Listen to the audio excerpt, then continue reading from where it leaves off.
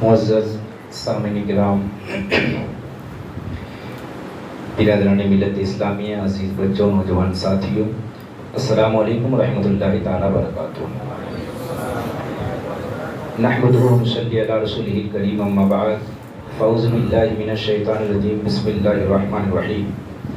قال اللہ تعالیٰ فی القرآن العظیم، فاسألوا اہل الذکر ان کنتم لا تعلمون۔ صدق اللہ مولانا العظیم و صدق رسولہ النبی الامین المتین المبین الکریم، ونحن علی ذلک لمن الشاہدین والشاکرین والحمد للہ رب العالمین۔ درود پاک پڑھی، اللہم صلی علی سیدنا و مولانا محمد بارک وسلم، صلی علیہ والصلاۃ والسلام علیک یا رسول اللہ صلی اللہ تعالیٰ علیہ وسلم۔ تاخیر کے لیے معذرت خواہ ہیں، چونکہ اپنے وہاں مسجد میں بھی پروگرام تھا، 12 بجے سے یا 12:15 بجے تک ختم کرنے کا ارادہ تھا، پر یہ کہ پروگرام کا وقت کچھ پتہ نہیں چلتا ہے۔ اور حافظ صاحب سے بھی اس سے بات ہوئی تھی میری، تو انہوں نے کہا تھا 12:30 بجے تک بھی آ جائیں گے تو چل جائے گا۔ خیر آپ لوگوں کو انتظار کرنا پڑا، اس کے لیے معذرت خواہ ہے، پر ہمیں کوئی اعتراض نہیں ہے۔ آپ لوگ جتنی دیر تک بیٹھنا چاہیں گے ہم انشاءاللہ بیٹھیں گے۔ ابھی 12:40 قریباً ہو رہے ہیں، تو آپ 1:40 تک بیٹھ جائیے، 2:40 تک بیٹھ جائیے، اپنے کو کوئی اعتراض نہیں۔ آپ لوگ جب تک رک پائیں گے، جب تک ٹک پائیں گے، انشاءاللہ آپ کے سامنے ہم کچھ معلومات ویسے پیش کرنے کی کوشش کریں گے، اور کچھ آپ کو موقع دیا جائے گا کہ آپ کا کوئی سوال ہو تو آپ اپنی ضرورت کے اعتبار سے کچھ شاید پہلے سے حاضر ہوں گے یہاں پہ، تو انشاءاللہ سب کچھ آپ کے سامنے، کوئی نہیں انشاءاللہ سب کا جتنے کا جو نہیں ہوگا تو آپ ایسے نشان لگا کے وہ رکھ دیجیے گا۔ پھر ایک شفٹ کا بیان اور ہوگا آپ کے یہاں، تو اس میں جواب دے دیا جائے گا اگر کوئی نہیں ہے، کیونکہ جواب تو وہی دینا ہے۔ ٹھیک ہے، صرف سوال جوابوں کا ہی رکھیں گے ہم۔ 1-2 باتیں آپ کے سامنے رکھتے ہیں تاکہ گفتگو شروع ہو جائے۔ اللہ فرماتا ہے فاسألوا اہل الذکر ان کنتم لا تعلمون۔ سب سے یہ خطاب ہے، ہم سے، آپ سے، یہاں ہر ایک سے، کہ اہل علم سے پوچھو اگر نہیں جانتے ہو۔ نام جانتے ہیں اور مسلمان کا بچہ بچہ جانتا ہے۔ دوسرے نمبر کے خلیفہ حضرت عمر فاروق رضی اللہ تعالیٰ عنہ، آپ نے اعلان کر دیا تھا کہ ہمارے بازار میں خرید و فروخت وہی کرے جو دین میں فقیہ ہو۔ اب سمجھ پا رہے اس بات کو؟ یعنی جن کو علم فقہ آتا ہے ہماری مارکیٹ میں، ہمارے بازار میں وہی خرید و فروخت کرے۔ بتائیے وہ کیسا دور تھا؟ یعنی مارکیٹ میں جتنے لوگ وہاں پہنچتے تھے کچھ خریدنے کے لیے، کچھ بیچنے کے لیے، وہ سب کے سب مفتی ہوتے تھے۔ اب بتائیے آپ فقیہ کا مطلب سمجھ رہے ہیں؟ یعنی ہماری مارکیٹ میں وہی آئے، ہمارے بازار میں وہی آئے جو دین میں فقیہ ہو۔ فقیہ مفتی کو کہا جاتا ہے کے اعتبار سے، یہ آپ کے سمجھنے کے لیے، ورنہ فقیہ کا مقام اور بلند ہے، مفتی سے بھی بلند ہے۔ وہ کیسا دور تھا سمجھ رہے ہیں؟ لیکن پھر جو حضور علیہ الصلوۃ والسلام اور صحابہ کرام سے زمانہ دور ہوتا گیا، علم میں کمی آتی گئی کہیں نہ کہیں، سمجھ رہے ہیں؟ ہم کچھ سسٹم آپ کے سامنے، ایک سوال ہم رکھتے ہیں جس سے آپ کو سمجھ میں آئے گا کہ کچھ باریکیاں ایسی ہوتی ہے جو ہم کو وقت اور حالات کے اعتبار سے جاننا چاہیے۔ ایک چھوٹا سا مثال لے لیجئے، پھر میں سوال کی طرف آ جاؤں گا، صحیح ہے؟ مثال کے طور پر نماز میں اگر فون آ جائے، نماز میں سب سے پہلے تو یہ کہ موبائل جو ہے یہ آفت ہے، نہ لائے ساتھ میں تو بہتر ہے، لیکن اگر کوئی لے کے آ گیا ہے تو سب سے اچھا طریقہ سوئچ آف کر دیں۔ اگر یہ نہیں ہوا تو کم سے کم سائلنٹ کر دیں، آپ اتنا ہونا چاہیے۔ پر اگر کسی وجہ سے بھول گئے آپ اور فون آ گیا بیچ میں، تو اب کیا کر سکتے ہیں؟ تو ایک مسئلہ یاد رکھیے آپ، نماز میں تو ویسے کھجلانے کی بھی حقیقت میں اجازت نہیں ہونی چاہیے، کھجلانے کی، اگر کہیں کھجلائے تو، مگر فقہاء نے کھجلانے کی اجازت دی کہ آپ کھجلا سکتے ہیں۔ کیوں کھجلا سکتے ہیں؟ کیونکہ نماز کس کا نام ہے؟ توجہ الی اللہ کا نام ہے۔ اللہ کی طرف مکمل توجہ کرنا ہے آپ کو۔ اب اگر آپ کے جسم میں کہیں پہ کوئی جگہ کھجلا رہی ہے اور آپ نماز میں کھڑے ہیں اور یہاں پہ بازو میں کھجلائے، تو آپ کا دھیان ادھر سے ہٹ کے صرف ادھر ہی جائے گا۔ جب تک آپ کھجلا نہیں لیں گے تب تک تسلی نہیں ہوگی۔ تو فقہاء نے حکم کیا دیا کہ آپ ایک رکن میں 2 بار تک کھجا سکتے ہیں۔ ایک رکن کا کیا مطلب ہے؟ یعنی جب تک قیرت ہو رہی ہے قیام کی حالت میں، وہ ایک رکن ہے۔ رکوع ایک رکن ہے، رکوع سے آپ اٹھے جس کو قوما کہتے ہیں، وہ ایک رکن ہے۔ پھر سجدے میں گئے، پہلا سجدہ ایک رکن ہے، دونوں سجدوں کے درمیان اس کو جلسہ کہتے ہیں، وہ ایک رکن ہے۔ اور پھر تشہد ایک رکن ہے، یہ رکن ہے۔ ایک رکن میں آپ زیادہ سے زیادہ کتنے بار کھجا سکتے ہیں؟ 2 بار۔ 3 بار کھجائیں گے تو نماز جانے کا خدشہ ہے، فاسد ہو جائے گی۔ तो देखो नमाज में अगर जिस्म खुजलाए तो खुजलाने की इजाजत दी ना फुक़हा ने। अच्छा अगर आपका जिस्म खुजलाए तो दूसरे को तकलीफ होगी? नहीं होगी ना। अब इस बात को समझिए, आपका जिस्म अगर खुजलाए तो क्या दूसरे को तकलीफ होगी? दूसरे का ध्यान भटकेगा? दूसरे के ध्यान में कोई इधर उधर की बटावट आएगी? नहीं। आपका ध्यान भटकेगा, आपकी तवज्जो में कमी आएगी क्योंकि आपका जिस्म खुजला रहा है। तो बताइए अगर आपका जिस्म खुजलाए, आपका जिस्म अगर खुजलाए तो आपको ये कहा गया कि आप अपने ध्यान को बरकरार रखने के लिए आप खुजला सकते हैं। तो नमाज में फोन आ जाए तो सिर्फ आपका ध्यान भटकेगा या सबका? जहां जहां आवाज जाएगी, जिस तक आवाज जाएगी तमाम लोगों की तवज्जो भटकेगी, तमाम लोगों के ध्यान भटकेंगे। तो अब क्या करना चाहिए? तो ऐन नमाज की हालत में अगर फोन आ जाए तो आप फोन को डिस्कनेक्ट कर सकते हैं, आप काट सकते हैं। अब फोन दो तरीके से होते हैं, एक बटन वाले, एक विदाउट बटन के। बटन वालों का यह है कि कोई भी बटन दबा दो, जो पहले नोकिया का उसका फोन आता था, अब तो अक्सर लोगों के पास ये स्मार्टफोन होता है। तो इसमें ये तो 3 बटन होता है, power button, minus plus, sound button. ये कोई भी एक बटन दब जाए तीनों में से तो आवाज कम हो जाती है। तो आप याद रखिए कि मामूली अगर नमाज में फोन आ जाए तो इसको बंद कर सकते हैं, पर बंद करने के लिए अमल कलील ही तक इस्तेमाल कर सकते हैं आप, अमल कसीर नहीं कर सकते वरना नमाज चली जाएगी। अब अमल कलील क्या है, अमल कसीर क्या है, ये आपको समझना है। मिसाल के तौर पर मोबाइल ऐसे जेब में रखा हुआ है, ये किसी का फोन आया ऐसे जेब में, आपने ऐसे हाथ लिया और बटन को ऐसे दबा दिया, यह है अमल कलील। चलो ये हमारी यहाँ जेब है तो हमने यहाँ रखा, आपकी यहाँ पे जेब है या पैंट में है तो आपने ऐसे जेब से निकाल नहीं रहे आप मोबाइल, वैसे आपने ऐसे बटन लगाया, दबा दिया। समझ रहे हैं? कयाम में है तो दाहिने हाथ से, कयाम के अलावा किसी हालत में है तो बाएं हाथ से आपने बटन को दबाया और मोबाइल का बटन दबते ही आवाज बंद हो गई। यह है अमल कलील। ये क्या है? अमल कलील। और अगर जेब में मोबाइल है और आप फोन निकाल के ऐसे देख रहे हैं कि किसका फोन आया है, काटे कि ना काटे, तो ये अमल कसीर, आपकी नमाज हासिल हो जाएगी। आप समझ रहे हैं? यानी अगर आपका तन्हा ध्यान बट रहा था तो फुक़हा ने कहा आप खुजला लो ताकि आपकी तवज्जो नमाज की तरफ बनी रहे। तो नमाज में अगर फोन आ जाए तो पूरी मस्जिद का ध्यान भटक रहा है, तो इसीलिए फुक़हा ने कहा कि अगर फोन आ जाए तो अमल कलील के जरिए आप उस फोन को बंद कर सकते हैं, सिर्फ आवाज को। उस वक्त मोबाइल निकालेंगे, अमल कसीर हो जाएगा, इससे फिर आपकी नमाज खराब हो जाएगी। एक मसला था, अब मैं आपके पास जो मसले हैं, ऐसे बहुत सारे मसले हैं, मैं अपने पास जो लिख के लाया हूँ तकरीबन 150 से ज्यादा मसाइल होंगे। तो नमाज, वजू, गुस्ल, इन 3 चीजों से मुताल्लिक जो आमतौर पर पाए जाते हैं, लेकिन वो मैं सारे नहीं बताऊंगा आपके सामने, वो एक मसला मैंने रखा, बाकी आपके यहाँ से मसला लिया जाता है।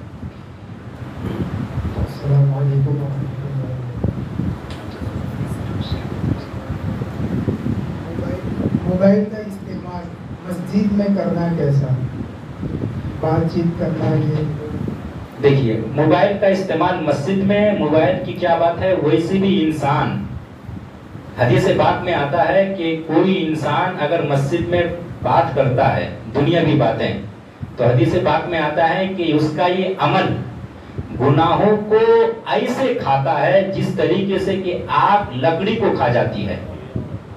वैसे ही अगर बात करें आप तो मोबाइल से तो आप बदरजा होना बात नहीं कर सकते हैं। तो मस्जिद में मोबाइल का इस्तेमाल बातचीत के लिए या दुनियावी उमूर के लिए आप नहीं कर सकते। हाँ, किसी के मोबाइल में कुरान शरीफ है, वो कुरान शरीफ डाउनलोड है, उसको देख के पढ़ना चाहता है, अगर ये मोबाइल चलाना मस्जिद में है तो इसकी इजाजत है, आप कुरान शरीफ पढ़ सकते हैं।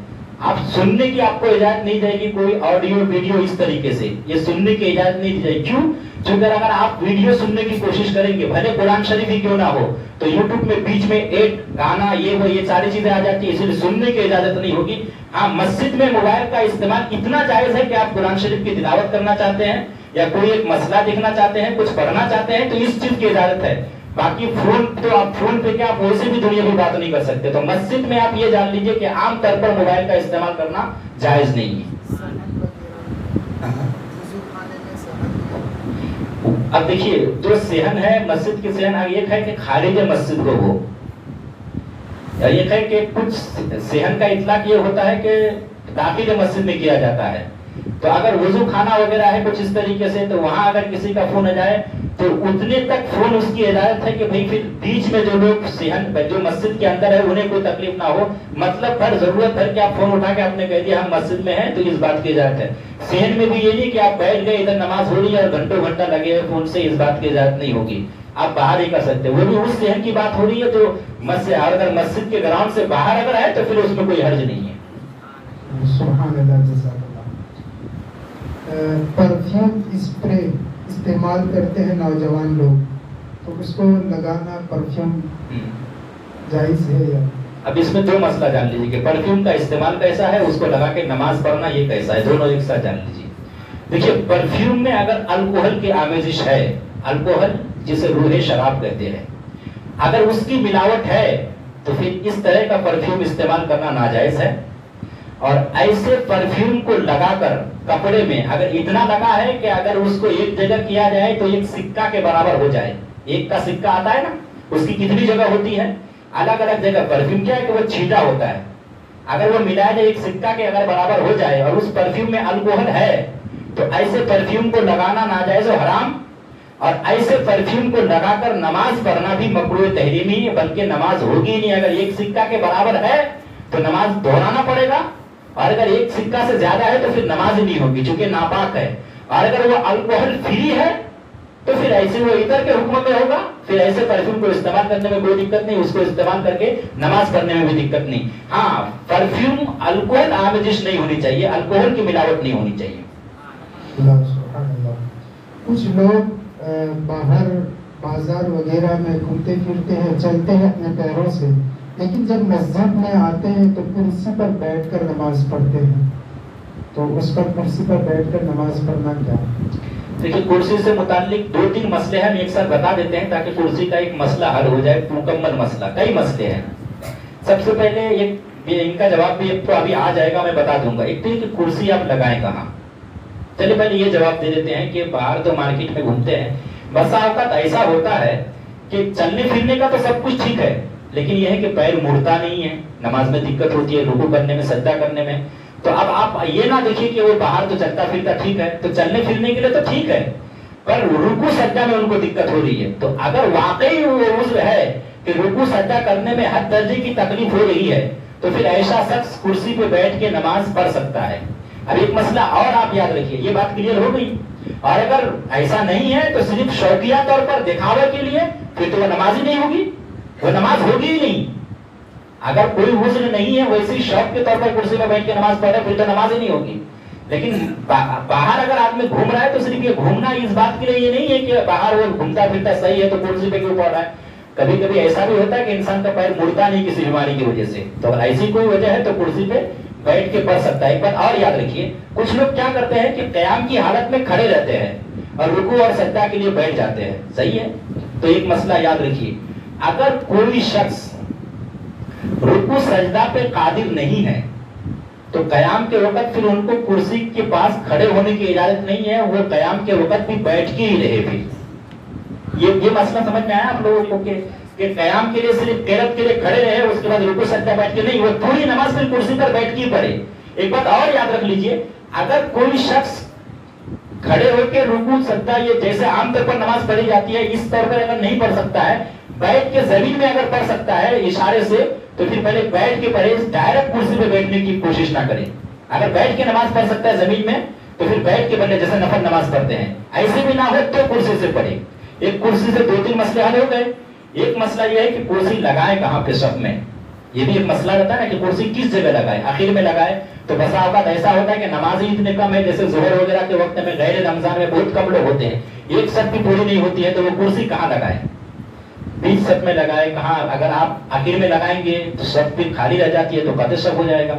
تو یاد رکھیے اگر کرسی ایسی ہے کہ وہ زیادہ جگہ نہیں لے رہی ہے، عام طور پر مسجدوں میں ایسی ہی کرسی ہوتی ہے کہ وہ زیادہ جگہ نہیں لیتی ہے، تو اب یہ ہے کہ اگر دو صف ہو رہی ہے تو آپ پہلی صف میں کنارے ہو جائیے، اور اگر ایک صف بھی پوری نہیں ہو رہی ہے، آدھی صف ہوئی ہے، باقی دونوں طرف جگہ کافی خالی ہے، تو اگر کرسی کم جگہ لے رہی ہے تو پھر آپ 20 صف میں کرسی لگا سکتے ہیں، لگا لیجئے، آپ سائڈ میں مت لگائیے۔ آپ سمجھ رہیے کرسی کہاں لگائے، یہ بھی ایک مسئلہ ہے بڑا کہ کہاں لگائے، تو یہ مسئلہ بھی کلیئر ہو گیا کہ اگر کرسی ایسی ہے تو زیادہ جگہ نہیں لے رہی ہے تو آپ 20 صف میں بھی اس کو لگا سکتے ہیں۔ ہاں اگر सब पूरी है तो फिर आप सबके किनारे कुर्सी लगाए, ये बेहतर तरीका है। बीच में अगर कुर्सी लगाएंगे तो वो सब मुनक़ता तो नहीं, सब मुनक़ता नहीं। जैसे कोई शख्स बैठ के पढ़े तो सब कते सब नहीं करार दिया जाएगा, बीच में कुर्सी लग जाए तो कते सब नहीं करार दिया जाएगा। बस ये ख्याल है कि कुर्सी ऐसी हो जो ज्यादा जगह ना घेरे। सोफा टाइप की कुर्सी नहीं होनी चाहिए। जैसे सोफा नहीं होता है वो पूरी 2-3 आदमी ऐसे नहीं होनी चाहिए। नॉर्मल कुर्सी, आमतौर पर मस्जिद में जो कुर्सी होती है वो ऐसी होती है कि वो ज्यादा जगह नहीं लेती है। बैंक में सेविंग अकाउंट है, फिक्स डिपॉजिट या फिर ऐसे ही अकाउंट में पैसे रखते हैं, तो उससे जो ब्याज आता है तो वो ब्याज लेना कैसा है? और ये सवाल में ये भी लिखा गया है कि हमने सुना है कि इंडिया में जो बैंक हैं वो गवर्नमेंट काफिर की है, तो बैंक का ब्याज ले सकते हैं, तो इसकी रहनुमाई फरमाएं।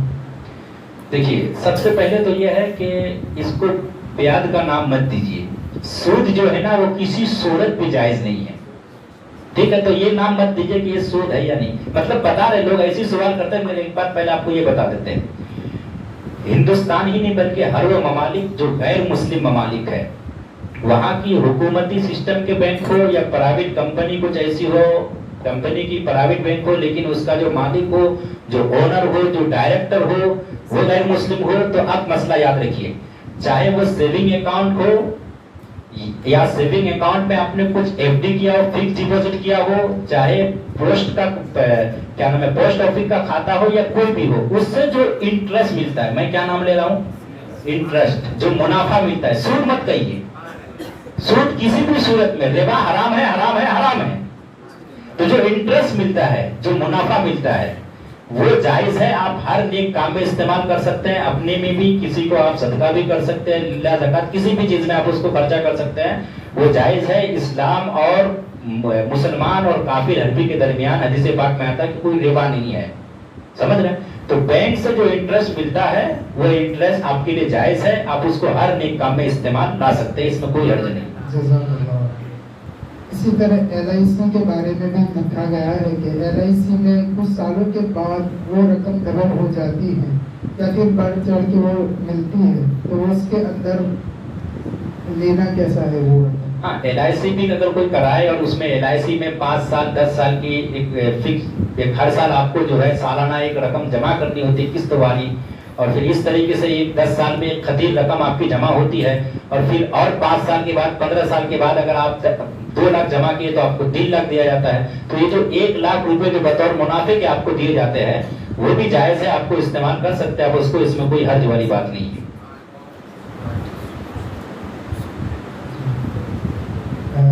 इसी तरह एक है कि क्या शेयर मार्केट में पैसे इन्वेस्ट कर सकते हैं, उसके देखिए, शेयर बाजार से मुताल्लिक इसका मसला बड़ा डिफिकल्ट है। शेयर बाजार से मुताल्लिक नफ्स से मसला आप ये जान लीजिए कि उसमें हिस्सा लेना, उसमें शेयर मार्केटिंग में कुछ इन्वेस्ट करना, ये नाजायज़ और हराम है। हवाला फतावा मरकज़ तरबियत इफ्ता और मुफ्ती निज़ामुद्दीन साहब की किताब है शेयर बाजार के मसाइल, और उसके अलावा जो है मजलिस शरी के फैसले इस किताब में, फतवा मरकज़ तरबियत इफ्ता, उसमें भी है कि शेयर मार्केट में किसी तरीके से इन्वेस्ट करना ये जायज़ नहीं है। एक तरजीह हिस्स करके एक सिस्टम दिया गया है, वो हम आपके सामने रखेंगे तो आपको समझ में आएगा नहीं। मुतलकन ये जानिए कि उसमें हिस्सा लेना जायज़ नहीं, उसमें इन्वेस्ट करना जायज़ नहीं है शेयर मार्केट में, शेयर बाजार में। क्या सरकारी स्कीम ले सकते हैं, मसलन स्कॉलरशिप लेना, आयुष्मान कार्ड बनाना, लड़कियों के लिए सिलाई मशीन लेना, ये सब ले सकते हैं? देखिए, आप सरकारी जो स्कीम है, पहले ये जान लीजिए आप जिस मुल्क में रहते हैं उस मुल्क के नागरिक होने के नाते जो स्कीम होती है ना वो आपका भी हक है, समझ रहे हैं? जैसे और लोग लेते हैं वैसे हमारे लिए भी लेना जायज है, और वो हमारी ही रकम है, वो आवाम की रकम है। आप भी कभी गवर्नमेंट को टैक्स के नाम पे, GST के नाम पे, इनकम टैक्स के नाम पे, जितने लोग गवर्नमेंट है जिनकी अच्छी खासी तनख्वाह, अच्छी खासी तिजारत है, वो सारे लोग इनकम टैक्स भरते कि नहीं भरते हैं? और फिर खरीदो फरोख्त में आप GST भरते, खाने तक में GST का मसला है। इसी से तो लोगों को स्कॉलरशिप और ये वो सरकारी स्कीमें मिलती है। जो सरकारी स्कीम मिलती है वो हम ले सकते हैं, उससे हम फायदा उठा सकते हैं, इसमें कोई हर्ज नहीं है, जायज है वो। एक सवाल ये आया है कि अगर हमें लगे कि ये इंसान ज़कात का हकदार है और उससे अगर पूछेंगे तो ये बताएगा नहीं, تو ہم اسے وہ رقم ہدیہ کہہ کر اسے دے دیں، پھر بعد میں پتہ چلے کہ یہ زکوٰۃ کا حقدار نہیں تھا، تو کیا وہ زکوٰۃ ادا ہو جائے گی یا نہیں؟ دیکھیے، زکوٰۃ آپ کیا کہہ کے دے رہے ہیں وہ معنی نہیں ہے.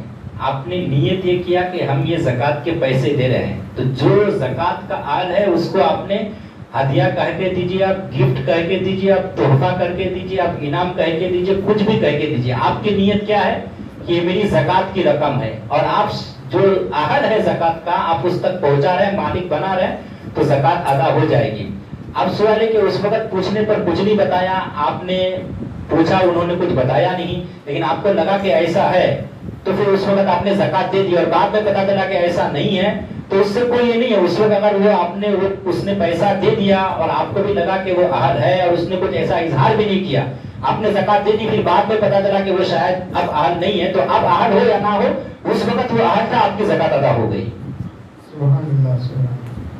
آج کل ہربل مہندی جو کلر والی ہوتی ہے، اس کا استعمال کرنا جائز ہے یا نہیں؟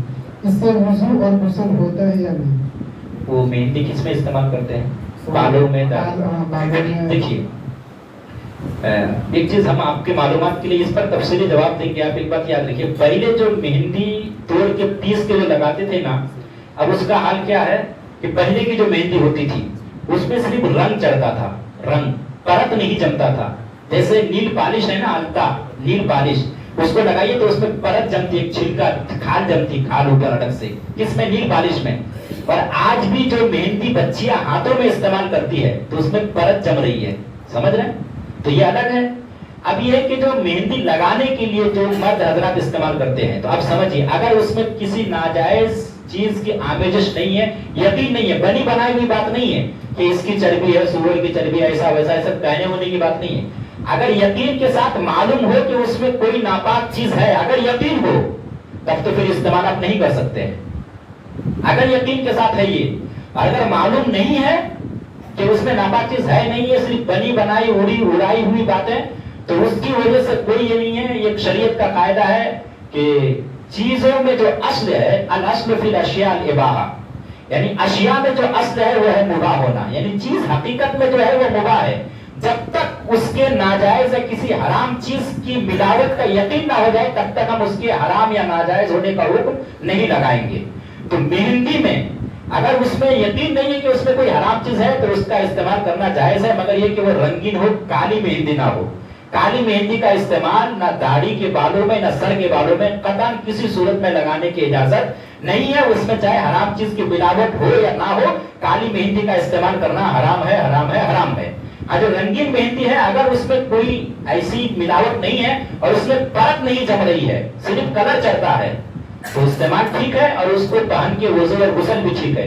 اور اگر اس میں پرت جم رہی، کوئی ایسی کیمیکل ہے کہ اس سے پرت جم جائے اور بالوں تک پانی پہنچنے میں دشواری ہو، دقت ہو، تو پھر ایسی مہندی استعمال نہیں کر سکتے. آپ اگر کریں گے تو پھر وضو اور غسل نہیں ہوگا. لیکن جہاں تک ایسا لگ رہا ہے کہ اس میں کوئی پرت نہیں جم رہی، شاید کھال جمتی ہے بالوں میں، کھال کوئی پرت، جیسے ہم نے بتایا کہ الٹا اگر کوئی لیڈیز، تو اگر پرت جمے اور وہ بالوں تک پانی پہنچانے میں اگر وہ مہندی رکاوٹ بنے تو پھر ایسی مہندی کو آپ استعمال نہیں کر سکتے ہیں، کیونکہ آپ کے غسل میں وہ مہندی خلل ڈالے گی. ٹھیک ہے؟ اگر پرت جمے، اگر پرت نہ جمے، صرف رنگ چڑھتا ہے اس سے، تو پھر ایسی صورت میں اس کے استعمال میں کوئی دقت نہیں ہے.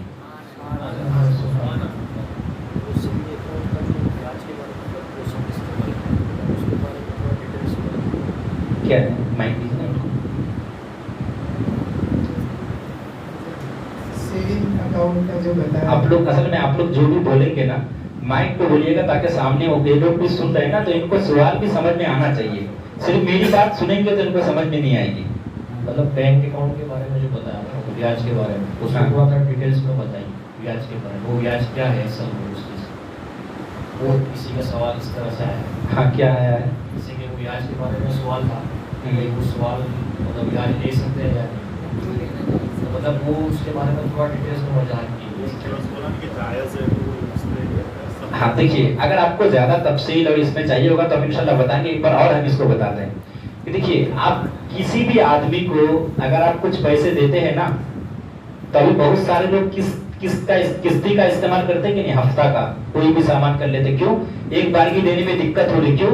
वो ताजिर है भाई, गुजराती आदमी है, वो 1 लाख रुपए अपने पास रखेगा तो कुछ ना कुछ कमाएगा, तो वो चाहता है कि 1 लाख एक बार की ना देखिए, हम धीरे धीरे जो है हफ्तावारी दें, ठीक है? तो पैसे से पैसा कमाया जाता है कि नहीं? आपको जो पैसा मिलता है वो आपके पैसों से मिलता है, ठीक है? एक बात ये समझिए, यही अगर आप किसी मुसलमान को देते और उससे लेते तो वो सूद होता, फिर हराम होता। मगर चूंकि हदीस पाक में आया है कि मुसलमान और काफिर हरबी के दरमियान कोई सूद नहीं है, तो अब जब उससे मुनाफा जो मिल रहा है तो वो सूद नहीं है, वो आपके पैसों की एक रकम मिल रही है। आप सिर्फ खाता खोल के बैठे रहिए, उसमें एक पैसा भी ना मिलिए, और पर एनम पर कोटा हर 3 महीने पे अगर आपको 1 रुपया भी मिले तो बताइएगा हमको। आपका खाता बिल्कुल जीरो हो, किसी को मिला जीरो खाता के बाद भी 3 महीना एकदम खाते में 1 पैसा भी ना रहा हो और उसको इंटरेस्ट मिल गया हो, तो पता चला कि वो आपके पैसों से ही दिया जाता है। तो यही लेन देन अगर हम किसी मुसलमान से करते तो हराम होता, मगर चूंकि ये लेन देन, ये जो हम मुनाफा ले रहे हैं, ये मुसलमान और गैर मुस्लिम के दरमियान है, जिसको इस्लाम ने जायज करार रखा है। हाँ, लेकिन अगर किसी का दिल ना जमे तो तकवा इसी में है, तारत इसी में है कि आप उसको सदका कर दीजिए, वो अलग बात है, पर आप उसको नेक काम में इस्तेमाल कर सकते हैं। और अगर आपका कोई मंशा है कुछ और, अगर आप डीप में जानना चाहते हैं तो आप उसको लिख के आप अगले दिन कर लीजिएगा, या आप मदरसा भेज दीजिएगा फैजान औलिया, तो इंशाल्लाह हम लिखित रूप में आपको देंगे। क्या EMI जो कंपनी है उससे चीज हफ्ता जो कंपनी होती है, इसमें फाइनेंस कंपनी को ब्याज देना होता है जो चीज मंगवाते हैं हफ्ते से, तो क्या वो मंगवा सकते हो उसमें से? देखिए, जरूरतन इसको जो है जायज करार दिया गया है, क्योंकि बहुत सारे लोग ऐसे होते हैं कि जैसे उनको कुछ रोजगार का समझ में नहीं आ रहा है, पर ये कि वो अगर एक ऑटो रिक्शा खरीद ले तो उससे जो है अपनी वो रोजगार हलाल तरीके से कर सकते हैं, पर इतने एक बार के पैसे नहीं होते हैं कि वो ले पाए। तो हायर परचेज के नाम पर एक मसला मजलिस शरई के फैसले में है, जिसमें ये बताया गया है कि इस तरीके से EMI कराना या इस तरीके से कोई सामान हफ्ता के नाम पर लेना इस तरीके से जायज है, ये हमारी मजबूरी के लिए है, समझ रहे हैं? अगर आपके पास पैसे हो तो ऐसा नहीं करना चाहिए। मिसाल के तौर पर एक आदमी 1 लाख रुपए का अगर 1 लाख कैश दे दे तो 1 लाख ही देना पड़ता है, लेकिन अगर वो कैश ना देकर अगर उसका हफ्तावारी सिस्टम करे, 6 महीने का करे तो उनको 10,000 देना पड़ेगा, साल भर का करे तो 20,000 ज्यादा देना पड़ेगा। तो ये ज्यादा देना हमारी मजबूरी की वजह से है, तो इसको जो है जरूरतन जायज रखा गया है। आधे आस्तीन शर्ट या टी शर्ट पहनकर नमाज पढ़ सकते हैं? देखिए, मसला सवाल समझ में आ गया। हाफ शर्ट या टी शर्ट, टी शर्ट का मतलब ही अब उसमें हाफ करने की जरूरत नहीं, जो टी लिखते हैं ना आप, टी ऐसे, सबसे पहले तो इससे बचना चाहिए। ये जो आप इजराइल सुन रहे हैं, उसका जो झंडा है ना, उसका निशान देखिएगा ऐसे ही टी, उसी से पहले हमारे जाहिर को बदला जाता है, फिर बातिन बदलता है। टी शर्ट, समझ रहे हैं? तो 12 टी शर्ट या हाफ शर्ट का इस्तेमाल नमाज में कैसा है? देखिए, आमतौर पर वैसे इस्तेमाल में हर्ज नहीं है, पर नमाज में हुक्म यह है कि अगर आपके पास फुल आस्तीन के कपड़े हैं, और होते ही है, तो बेहतर यह है, बेहतर कह रहा हूं मैं, बेहतर यह है कि आप फुल आस्तीन वाला कपड़ा, फुल आस्तीन टी शर्ट या फुल आस्तीन शर्ट पहनकर आप आए और नमाज पढ़े, ठीक है? अगर है, और अगर नहीं है और कोई अगर हाफ शर्ट या टी शर्ट पहन के अगर नमाज पढ़ते हैं यहाँ तक बाजू तक, तो ऐसी सूरत में नमाज हो जाती है, लेकिन मकरूह तंज़ीही होती है। मकरूह तंज़ीही का क्या मतलब है? यानी ऐसी नमाज को दोबारा पढ़ना जरूरी नहीं, सिर्फ बेहतर है। मकरूह तंज़ीह में नहीं, मकरूह तंज़ीह का मतलब एक नापसंदीदा अमल, खिलाफ औला, नमाज हो जाती है, हाफ शर्ट या टी शर्ट पहन के नमाज हो जाती है, बस मकरूह तंज़ीह होती है नमाज, बहुत ज्यादा फर्क नहीं आता है। वुज़ू, बगैर वुज़ू के अजान देना कैसा, और बगैर दाढ़ी के अजान देना कैसा है? ये 2 मसला है। एक मसला है कि बगैर वुज़ू के अजान देना कैसा है। तो देखिए, बगैर वुज़ू के अगर अजान दे तो हो जाएगी, पर आदत नहीं डालनी चाहिए। बगैर वुज़ू के अगर कोई शख्स अजान दे तो अजान हो जाएगी, पर हर वक्त बगैर वुज़ू के देने की आदत नहीं डालनी चाहिए। ये आदमी कब देता है? मिसाल के तौर पर 1 बजे अजान होती है रोजाना ज़ोहर के वक्त, कोई और है या कोई मस्जिद नहीं है, 1 बज चुका है, टाइम हो गया है, वुज़ू करने जाएंगे तो 5-10 मिनट लग जाएगा। आप चाहते हैं कि चूंकि माइक पे अजान होगी, लेट अजान हो तो फिर लोग क्या समझेंगे, तो आप बगैर वुज़ू के अगर आपने अजान दे दी, अजान हो जाएगी, पर आदत नहीं डालनी चाहिए। वुज़ू करके अजान देना बेहतर, बगैर वुज़ू के भी दे तो अजान हो जाएगी। एक सवाल हो गया क्लियर। दूसरा सवाल ये है कि बगैर दाढ़ी वाला अजान दे तो क्या हुक्म है? देखिए, बगैर दाढ़ी वाला फासिक होता है, फासिक के मौलिन होता है।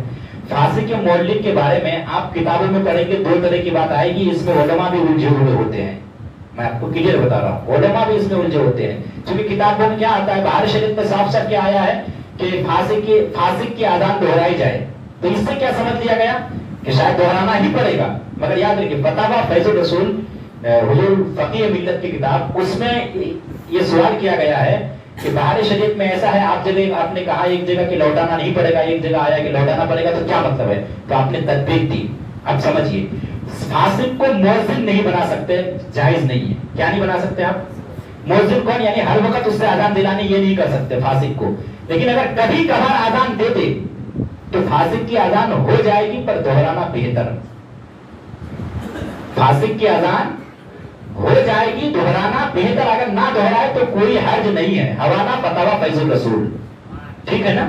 اذان ہو جائے گی فاسق کی، پر دہرانا بہتر. پر مؤذن نہیں بنا سکتے آپ کہ ہر وقت وہی پہ اذان، ایسا نہیں. یہ اذان پہ یہ مسئلہ بھی کلیئر ہو گیا. آگے چلیے. سفر کے دوران کسی باہر ہوٹل کے اندر نان ویج کھانا، وہ ذبیحہ حلال ہے یا حرام ہے اس کا پتہ نہیں، تو ایسا نان ویج کھانا کیسا ہے؟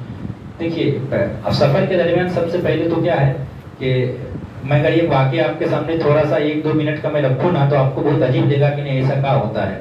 ایک صاحب مجھ سے بیان کر رہا تھا کہ ممبئی میں وہ جب تھا تو اس نے دیکھا کہ ایک آدمی آیا، بائک میں بیٹھ کے آیا، وہ نیچے اترا، ایک کتا پکڑ کے لے کے چلا گیا بیٹھا کے بائک میں. تو بعد میں پتا چلا کہ وہ ہوٹلوں میں اس کا بھی گوشت دیا جاتا ہے. پتا نہیں ابھی ایسا ہوتا ہے یا نہیں ہوتا ہے، ہم کو بھی عجیب لگا تھا، آپ کو بھی لگا ہوگا، لیکن کچھ کہہ نہیں سکتے ہیں. تو باہر تو کوشش یہ کرنی چاہیے کہ آپ ویج استعمال کریں، نان ویج آپ میٹ وغیرہ کا استعمال نہ کریں. ہاں مچھلی کھا رہے ہیں کھا لیجیے، کوئی دقت نہیں ہے، لیکن یہ نہیں کرنا چونکہ پتہ ہے ہاں آپ باہر اسی ہوٹل میں آپ کھا سکتے ہیں نان ویج، آپ میٹ گوشت وغیرہ اسی ہوٹل میں کھا سکتے ہیں جس ہوٹل کے بارے میں، جس صاحب ہوٹل کے بارے میں آپ کو پتا ہو کہ یہ ہوٹل والا یہ سنی صحیح العقیدہ ہے، آپ کو یقین ہو یا آپ کی پہچان میں کوئی ہے جو کہہ رہا ہے کہ نہیں یہ ٹھیک ہے، یہاں پہ کوئی دقت نہیں ہے، تو آپ کھا سکتے ہیں. ورنہ آپ پرہیز کریں، آپ کوشش کریں کہ اس دن آپ شاکاہاری کھانا، سبزی کھانا آپ کھا لیں. ایک دن تو آپ کو باہر کھانا ہے، کون سا سال کے پورے 365 دن کھانا ہے، تو بچنا چاہیے. باہر ویسے بھی بچنے میں بھلائی ہے، کیونکہ پتا نہیں کیسا ہے نہیں ہے. سمجھ تو کلیئر ہو گیا معاملہ کہ باہر کوشش یہ ہونی چاہیے کہ آپ نان ویج استعمال نہ کریں، ویج استعمال کریں.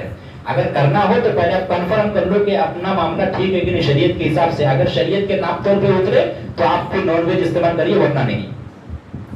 جزاک اللہ. غیر مقلد یا وہابی کا ذبیحہ کھا سکتے ہیں یا نہیں کھا سکتے؟ دیکھیے یہ بڑا الگ مسئلہ ہے، اور یہ مسئلہ ایسا ہوتا ہے کہ بہت سارے لوگوں کو اس مسئلے سے کہیں نہ کہیں مطلب چڑ بھی ہو جاتی ہے، ایسا بھی. لیکن دیکھیے بات نہ ہم آپ کو اپنی بتائیں گے، نہ ہمارے گھر کی، نہ ان کے گھر کی، نہ ان کے گھر کی، بات شریعت کی. یاد رکھیں اس تعلق سے 3 طریقے سے جواب دیا گیا ہے، 3 جواب دیا گیا ہے فتاوی مرکز تربیت افتاء میں، کہ جو بد مذہب ہے ان کے ذبیحہ کے بارے میں 3 ہے. ایک وہ بد مذہب کہ جن کی بد مذہبی حد کفر تک پہنچ گئی ہے، جو اپنے اکابرین، ان کے اکابرین، ان کے وہ اکابرین جن پر کفر کا فتویٰ ہے، اگر وہ ان کے کفریہ کلمات سے آگاہ ہے یا دین سے جڑا ہوا آدمی ہے اور اس کی بد مذہبی حد کفر کو پہنچ گئی ہے، پھر تو ایسے کا ذبیحہ ہم نہیں کھائیں گے. آپ سمجھ رہے ہیں؟ اور اگر ایسا نہیں ہے مگر یہ ہے کہ علماء سے تھوڑا بہت تعلق ہے، پھر بھی کہا گیا کہ یعنی حد کفر تک پہنچنے پر ہے بد مذہب، تو کیا کہا گیا کہ ایسے کا ذبیحہ کھانا بھی ناجائز ہے، بچے اس سے، ممنوع ہے.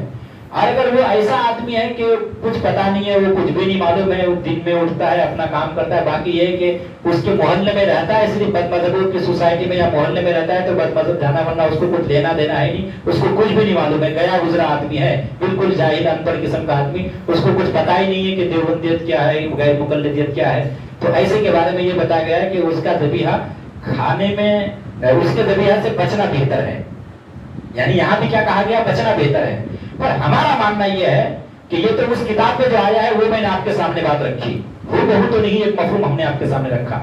پر بہتر یہ ہے کہ ایسوں کے ذبیحہ سے دور رہا جائے. آپ کے سوال کا اگر ایک خلاصہ اگر جواب ہم دینا چاہے، بہتر یہ ہے کہ اگر وہ اس سے مشہور ہے کہ وہ بد مذہب ہے تو اس کے ذبیحہ سے دور رہا جائے.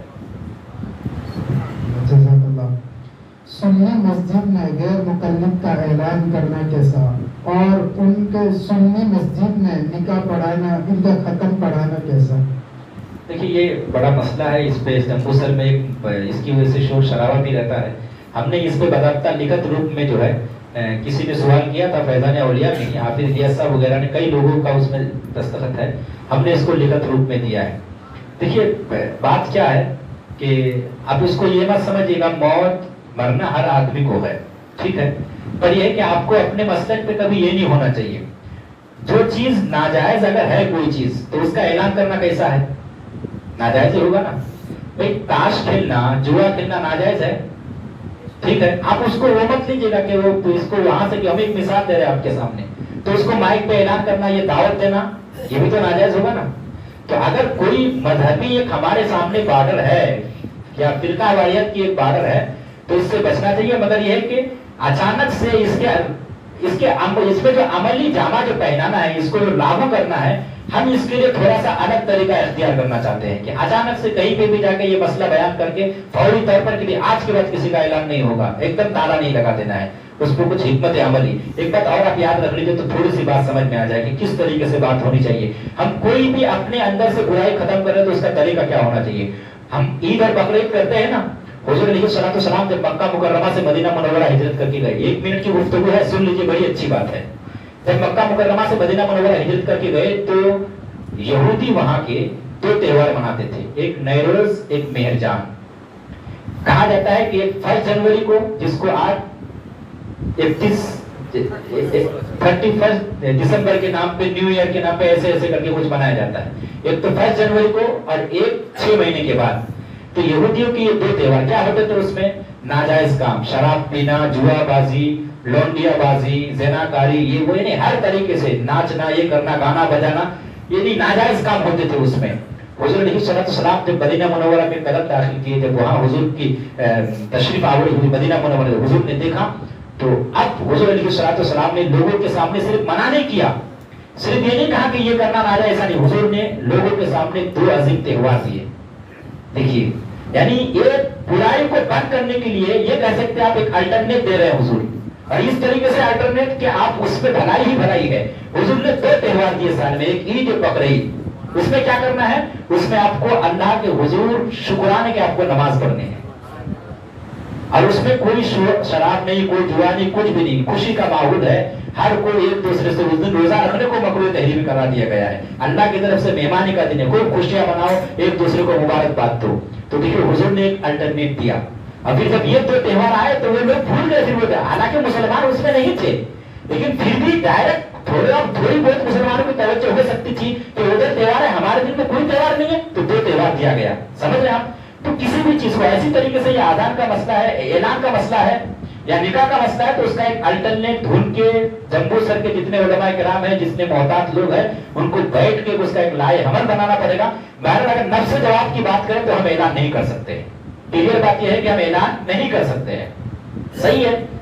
اب یہ ہے کہ اس کو کس طریقے سے لاگو کرنا ہے، آپ لوگ سارے حساس ہیں، کام اس طریقے سے کرنا ہے کہ کوئی فتنہ نہیں ہونا چاہیے شہر میں، کیونکہ فتنہ بہت بری چیز ہوتی ہے. کبھی کبھی اچھے خاصے انسان کی عزت، وقار، یہ تمام چیزیں جاتی ہے سو جاتی ہے، دین کے معاملات میں رکھنا ہو جاتا ہے، اس پہ رکاوٹ آ جاتی ہے. تو اس کا ایک بہترین عملی جامہ کیسے پہنانا ہے، اس کا کوئی طریقہ ڈھونڈ کے پھر لوگوں کے بیچ لانے کی ضرورت ہے. سمجھ رہے آپ اس سے متنفر ہونے کی کوشش نہ کریے گا. جو شریعت کا مسئلہ ہے وہ آپ کے سامنے رکھنا تو پڑے گا، وہ ہماری ذمہ داری ہے. ان کو مرحوم کہنا کیسا؟ ابھی دیکھیے کیا ہے کہ مرحوم کا مطلب یا مغفور کا مطلب ہوتا ہے، بہرحال ان کو نہیں کہہ سکتے، یہ جانیے آپ. اچھا جب تک ادھر چل رہا ہے، کسی کا کوئی سوال ہو، آپ بولنے میں دقت ہو تو آپ لکھ سکتے ہیں، پرچی کی ضرورت ہو تو ادھر سے آپ لے کے چلے جائیے، تاکہ کسی کا کوئی اندر ہو کہ بھی ہم کو یہ پوچھنا ہے، کوئی بھی سوال کسی نے آپ کو نہیں جواب سمجھ میں. اچھا ایک بات اور بھی یاد رکھیے، اگر کوئی ہم جواب دے رہے ہیں اور آپ کو وہ سمجھ میں نہیں آ رہا ہے تو آپ دوبارہ پھر کہہ سکتے کہ سمجھ میں نہیں آیا، دوبارہ کہیے. اور جو جواب ہم کو نہیں معلوم ہوگا تو وہ انشاءاللہ ہم نوٹ کر کے الگ کر لیں گے، اس کا بھی جواب آپ کو دیں گے، لیٹ سیٹ کی صحیح لیکن انشاءاللہ دیں گے. ظہر اور عصر کے اندر امام صاحب خاموش رہتے ہیں نماز میں، تو مقتدی خاموش رہے یا کچھ پڑھے اس وقت؟ اس وقت ظہر کی نماز اور عصر کی نماز میں مقتدی کا خاموش رہنا کتنا چلنا ہے؟ نماز کے وقت، دیرت کے وقت یعنی یہ ہے کہ ظہر اور عصر کی نماز چونکہ جو ہوتی ہے وہ سری ہوتی ہے. سری کا مطلب یعنی قرات اس میں آہستہ ہوتی ہے, تو مقتدی کو کچھ نہیں پڑھنا ہے. امام جو پڑھ رہے ہیں امام کا پڑھنا مقتدی کا پڑھنا ہے, مقتدی کو کچھ نہیں پڑھنا ہے. وہ صرف ثنا وغیرہ پڑھے, ثنا پڑھ سکتی ہے, مقتدی صرف ثنا پڑھ سکتا ہے. ثنا کے علاوہ ان کو الحمد شریف یا قرات کچھ نہیں پڑھنا ہے. سبحان اللہ. جب امام صاحب کے پیچھے 1 یا 2 رکعت چھوٹ گئے نماز کی, پیچھے سے آئے اور نماز میں شامل ہو گئے اور پھر بھول گئے کہ میں کون سی رکعت میں شامل ہوا تھا, تو کیا کرے گا؟ تو ایسی صورت میں وہ تحری کرے گا. تحری کا مطلب یعنی اپنے اندر ایک انومان لگائے گا, غور کرے گا کہ مجھے کئی رکعت ملی ہے. تو جس پر دل جم جائے, چونکہ ظاہر سی بات ہے اس کو یہ ہوگا کہ 2 ملی کے 3, 2 ملی کے 3, ایسی اگر ہو تو پھر 2 مانے, یعنی کم کو مانے اور زیادہ پڑھے. تحری کرے گا, غور و فکر کرنے کے بعد جس پہ دل جم جائے اتنی رکعت مان لے. سبحان اللہ. سبحان. بیٹھ کر نماز پڑھنے کا صحیح طریقہ کیا ہے؟ بیٹھ کے نماز عام طور پر جو طریقہ ہوتا ہے وہ تو ہے, لیکن ایک رکوع کا صرف تھوڑا سا مسئلہ رہتا ہے کہ رکوع میں کچھ لوگ کیا ہے بہت زیادہ جھک جاتے ہیں. اگر کوئی شخص یہاں ہو تو میں ان کو رکوع کروا کے بتاؤں کہ بیٹھ کے جب نماز پڑھے, زمین پہ نا جو بیٹھ کے پڑھتے ہیں, تو اس میں رکوع کا صرف طریقہ, باقی تو سب طریقہ وہی ہے جو آپ وہی کھڑے ہو کے پڑھتے ہیں. رکوع کا طریقہ کیا ہے کہ آپ کو ہاتھ اپنے گھٹنے میں لے جانا ہے, اتنا جھکنا ہے کہ آپ کا سر گھٹنوں کے مقابل آ جائے. لیکن کچھ لوگ کیا کرتے ہیں بالکل جھکا کے زمین سے تھوڑا سا اونچا رکھتا ہے, تھوڑا اونچا رکھتا ہے زمین سے. اور سرین پیچھے جو سرین ہے, جو زانو ہے, اس کو آپ لوگ اپنی زبان میں کیا کہتے ہیں نہیں معلوم, اردو میں سرین کہتے ہیں. تو یہ جو پیچھے کا حصہ ہے یہ پیروں سے الگ ہو جاتا ہے, یہ نہیں ہونا چاہیے. صحیح طریقہ یہ ہے کہ آپ اتنا جھکے کہ سر آپ کے گھٹنوں کے مقابل آ جائے. اتنا جھکیں گے آپ کا رکوع ہو جائے گا اور سرین بھی آپ کے پیروں سے الگ نہیں ہوگا. اگر کوئی شخص ہو چاہے تو آپ اس طریقے سے کرا کے بھی آپ کو ہم دکھا سکتے ہیں کہ بھئی اس طریقے سے طریقہ ہے. باقی اور اگر کوئی بات ہو کہ اس میں کوئی اور وجہ ہو تو آپ بتا سکتے ہیں, یا اگر یہ آپ کو رکوع کا ہی سننا تھا تو وہ ہم نے بتا دیا. بغیر سحری کے روزہ رکھ سکتے ہیں؟ ہاں, اس میں کوئی شک نہیں ہے, بغیر سحری کے روزہ رکھ سکتے ہیں. پر یہ کہ جب آپ آدمی سحری کب نہیں کرتا ہے, جب نہیں اٹھتا ہے, پر آپ کو نیت کر لینی ہے اٹھتے ہی فوراً. 2-3 مسئلے اس میں ہیں, آپ جان لیجئے. بغیر سحری کے جان بوجھ کے ایسا نہیں کرنا چاہیے. سحری کرنا حضور کی سنت ہے. حضور فرماتے ہیں کہ ہمارے درمیان اور اہل کتاب کے درمیان یہی فرق ہے کہ ہم سحری کر کے روزہ رکھتے ہیں اور وہ بغیر سحری کے روزہ رکھتے ہیں. تو سحری کرنا حضور کی سنت ہے. سحری جان بوجھ کر دانستہ سحری ترک نہیں کرنا چاہیے کہ سنت ترک کرنا ہوگا جو برا ہے, ٹھیک ہے, پر گناہ نہیں ہے. بغیر سحری کے اگر کوئی روزہ رکھے تو روزہ ہو جائے گا, مگر یہ کہ جب آپ کی آنکھ کھلے آپ کو نیت کر لینی ہے. پر آپ کی آنکھ کھلی 9 بجے تو نیت کس طرح کریں گے کہ میں ابھی سے روزہ ہوں؟ تو کیا روزہ 9 بجے سے ہوتا ہے؟ نہیں نا. روزہ کب سے ہوتا ہے؟ طلوع فجر صادق. ختم سحری کا وقت کیا ہے؟ فجر صادق سے. تو آپ اگر سے 9 بجے نیت کر رہے ہیں, آپ کو نیت کیا کرنی ہے کہ میں آج فجر صادق سے روزہ ہوں. میں روزہ دار کب سے ہوں؟ یا میرا روزہ آج کے فجر صادق سے ہے, یہ کہنا ہے آپ کو. یہ نہیں کہ میں اب سے روزہ دار ہوں. تو 9 بجے سے کہاں روزہ شروع ہوتا ہے؟ روزہ 9 بجے سے شروع نہیں ہوتا ہے نا. روزہ سے طلوع فجر صادق, جیسے ابھی 5:10-11 کا ٹائم چل رہا ہے, وہاں سے ہے نا, تو آپ کو کہنا پڑے گا وہ 5:10-11 یا طلوع فجر صادق سے میں روزہ دار ہوں. یہ نہیں کہ 10 بجے آپ کر رہے ہیں. تو کب تک کر سکتے ہیں آپ یہ نیت؟ زبان سے پہلے تک آپ یہ نیت کر سکتے ہیں, مگر وہی آپ کو جب بھی نیت کرنی ہے یہ نہیں کہنا کہ آپ سے ہوں, نہیں, طلوع فجر صادق سے میں روزہ دار ہوں. جزاک اللہ.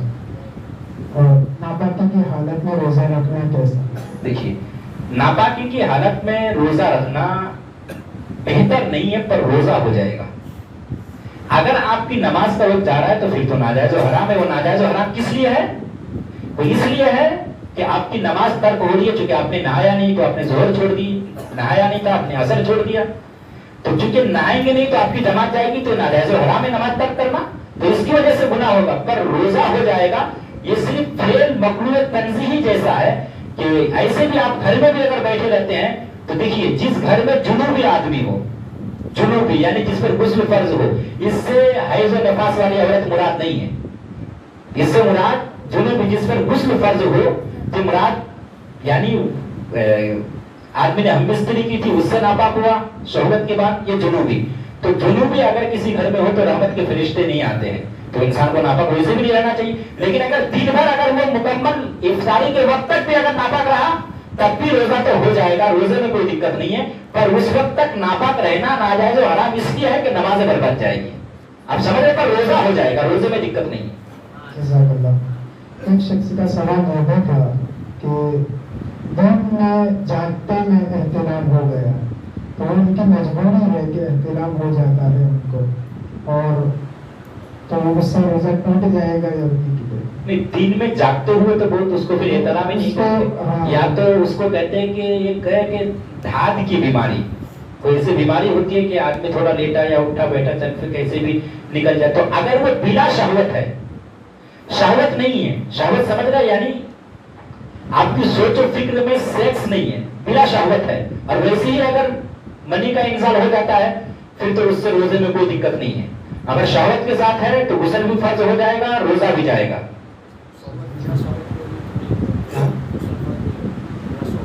अगर बगैर शहवत के वैसे ही अगर मनी अगर निकल जाए तो नहीं, गुस्ल तो फर्ज हो जाएगा, लेकिन यह है कि गुस्ल करने का एहतियातन हुक्म दिया जाएगा, वो अलग बात है। लेकिन शहवत अगर शामिल है तो फिर शहवत शामिल होने की वजह से रोजा भी जाएगा और गुस्ल तो आपको करना ही पड़ेगा।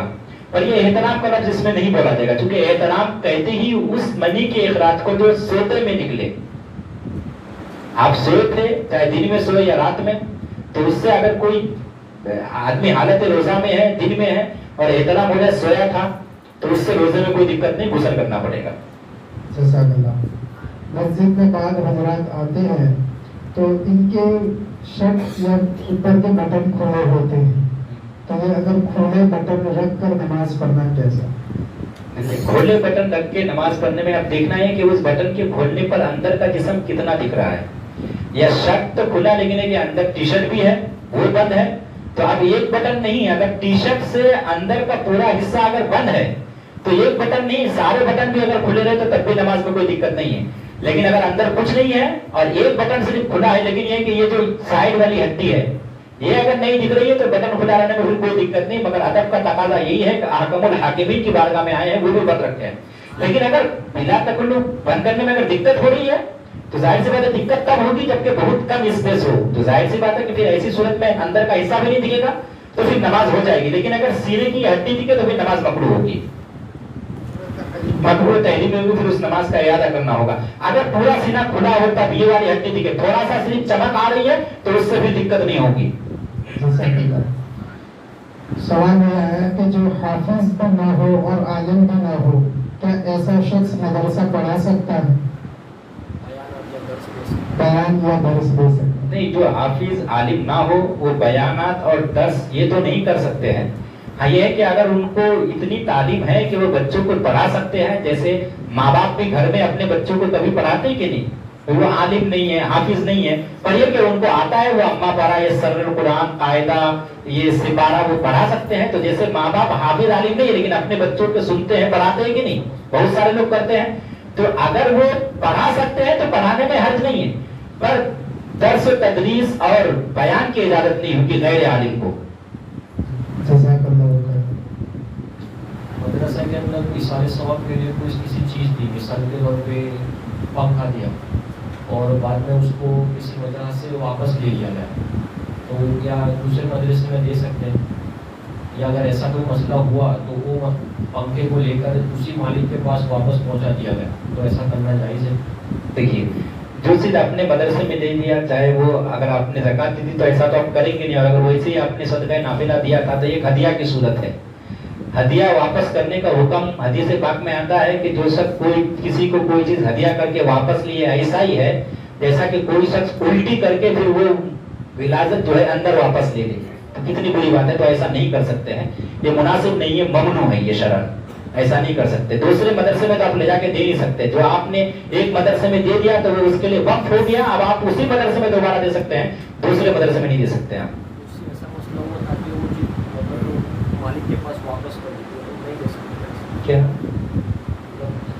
जैसे में ऐसा कुछ मसला पैदा हो गया, इस वजह से मतलब वहाँ के इंतजाम लोगों ने क्या किया कि वो पंखे को वापस उसी मालिक के पास दे दिया जिसने वो वहाँ किया था, तो ऐसा करना जायज़ है? नहीं, अगर वहाँ जरूरत नहीं है तो ये अब मदरसा फैसला करेगा कि उस चीज की जरूरत है नहीं है, मालिक को देना है, बेचना है, क्या करना है वो अब मदरसा फैसला करेगा। अगर मदरसे को ये समझ में आ रहा है कि अब इस पंखे की जरूरत नहीं है, तो या मदरसा या मस्जिद कहीं भी हो, कोई सामान ऐसा है जो पोशीदा है या उसकी अब मदरसे या मस्जिद को जरूरत नहीं है, तो उसको बेच के उसकी रकम दूसरी आप अखराजात में आप उसको दूसरी जरूरत में आप इस्तेमाल कर सकते हैं।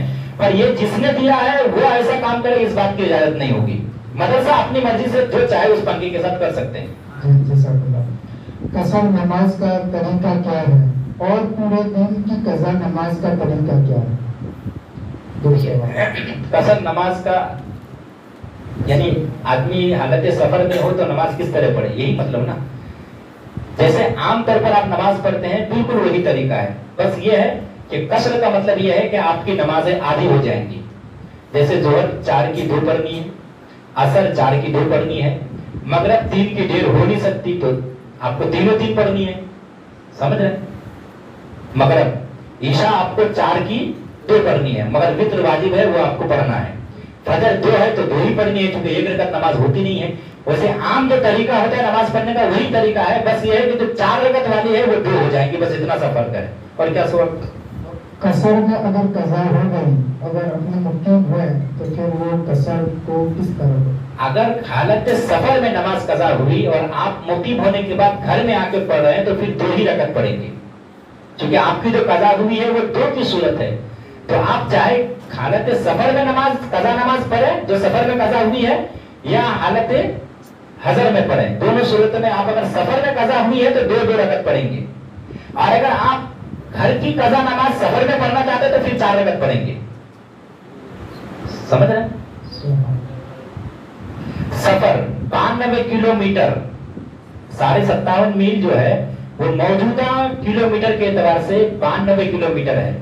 अगर कोई शख्स 92 किलोमीटर के सफर का इरादा करता है तो ऐसा शख्स मुसाफिर है, जबकि किसी भी जगह जाके वो वहां जाकर 14 दिन से कम के कयाम का हुआ, अगर कहीं गया 200 किलोमीटर दूर, 500 किलोमीटर, जैसे हम खुद 2200-2300 किलोमीटर दूर है आपके पास, लेकिन यहाँ 15 दिन से ज्यादा रुकने का इरादा है तो फिर मुसाफिर नहीं है, आते ही जो है हम नमाज पूरी पढ़ेंगे, हम मुकीम हो जाते हैं। तो 92 किलोमीटर है सफर शरई की जो ये हद है, एक जो मसाफत की जो हद है वो कितने किलोमीटर है? 92 किलोमीटर। सफर में जो सफर है उसके अंदर सुन्नत मौक़ूदा अगर छोड़ देते तो गुनहगार होगा या नहीं होगा? सफर की 2 सूरत है, एक है हालत फरार और एक है हालत करार। हालत फरार का मतलब ये कि आप राह चलता है, ट्रेन है चल रही है, गाड़ी में है, सफर में है, जा रहे हैं आप, यह है हालत फरार, यानी आप राह चलता है, हालत फरार। तो हालत फरार में अगर गुंजाइश नहीं है तो आप सुन्नतों को तर्क कर सकते हैं, इससे कोई गुनाह नहीं होगा, ठीक है।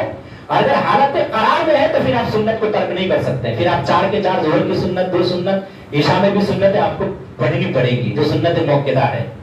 और सुन्नत गैर मौक़िदा आप चाहे हालत सफर में हो या ना हो तो गैर मौक़िदा है, वो आप पढ़ेंगे तो बेहतर, ना पढ़े तो कोई गुनाह नहीं। हालत सफर में सुन्नत मौक़िदा, अगर आप हालत करार में है, कहीं गए हैं 3 दिन रुकना, यहाँ से अहमदाबाद गए, वहाँ 2-3 दिन हाजिरी देनी है, किसी काम से गए, आराम से रुके हैं, मस्जिद है, मुसल्ला है, सब कुछ है, तो आपको सुन्नत भी पढ़नी है। लेकिन अगर आप राह चलता है तो सुन्नत के तर्क की शरअन इजाजत है। दोनों बात समझ में आ गई। इसी को एक को कहा गया हालत फरार, चलने की हालत, और अगर आप कहीं जाके रुक गए तो उसको कहा गया हालत करार, यानी आप ठहर गए। तो ऐसी सूरत में सुन्नत पढ़नी है। हालत फरार में है तो सुन्नत के तर्क की इजाजत है, अगर पढ़ ले तो बहुत अच्छा, अगर गुंजाइश है तो फिर पढ़ लीजिए सुन्नत भी। अल्लाह तबारक व तआला को ऊपर वाला कहना कैसा है? देखिए, अल्लाह तबारक व तआला को ऊपर वाला कहना, आमतौर पर कोई भी मुसलमान कहता है तो मुझे जो समझ में आ रहा है कोई इस नियत से नहीं कह रहा कि ऊपर बैठा है। अगर इस नियत से कोई कहेगा तो फिर कुफ्र हो जाएगा, ठीक है। अब ऊपर वाला का एक मतलब ये होता है कि अल्लाह की जात बहुत बड़ी है, 2 मफहूम है। अब हर वो लफ्ज जिसके 2 मानी पाए जाए या कई मानी पाए जाए और उसका कोई माना बुरा हो, कोई माना अच्छा हो, तो ऐसे अल्फाज का इस्तेमाल अल्लाह ताला के लिए जायज नहीं है। तो खुलासा कलाम ये हुआ कि ऊपर वाला कहने की सूरत में चूंकि एक माना कुफरिया आ रहा है और एक माना नाजायज और हराम का, तो कम से कम ऊपर वाला कहना नाजायज है। अल्लाह को ऊपर वाला नहीं कह सकते, मना है कहना, समझ रहे? क्योंकि ऊपर वाला कहने में ये भी मुमकिन है, क्योंकि अगर ये मुराद दे दे कि ऊपर बैठा है तो फिर तो कुफ्र हो जाएगा।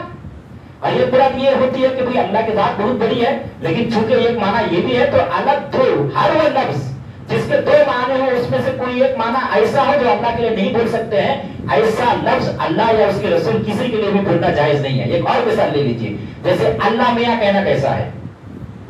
تو میاں ایسا لفظ ہے جس کے کئی معنی ہیں۔ میاں کا مطلب ایک جناب آتا ہے، میاں کا مطلب میاں مسلم یہ آتا ہے، ایک میاں کئی علاقوں میں سالے کو کہا جاتا ہے یعنی بیوی کے بھائی کو، اور ایک میاں کا معنی آتا ہے زنا کا دلال جو دلالی کرتا ہے۔ تو کئی معنی ہو گئے نا۔ اب ظاہر سی بات ہے اللہ کو کوئی میاں کہتا ہے تو وہ ایسا کوئی غلط معنی کہتے نہیں کہتا ہے، لیکن چونکہ میاں کے کئی معنی ہو گئے تو ہر وہ لفظ جس کے کئی معنی ہو اور اس کے ان میں سے کچھ معنی غلط ہو یا کوئی ایک معنی غلط ہو تو ایسے لفظ کا اطلاق جناب باری میں اللہ کی ذات میں جائز نہیں ہے۔ تو اللہ کو اللہ میاں کہنا جائز نہیں ہے کیونکہ اس کے کچھ معنی غلط ہے، گندے معنی ہیں۔ جزاک اللہ۔ گلے میں تعویذ یا دھاگا پہننا کیسا ہے؟ گلے میں تعویذ پہننا، ہاں تعویذ یا دھاگا تو نہیں پہن سکتے آپ۔ تعویذ کے لیے آپ نے دھاگا استعمال کیا کہ تعویذ کو لٹکانا ہے تو وہ لٹکا سکتے ہیں، اس میں کوئی حرج نہیں ہے۔ صرف دھاگا آپ نہیں پہن سکتے ہیں نا، ہاں نہیں، وہ تو چونکہ وہ ڈھکا ہوتا ہے اس میں کوئی دقت والی بات نہیں ہے، وہ بند ہوتا ہے۔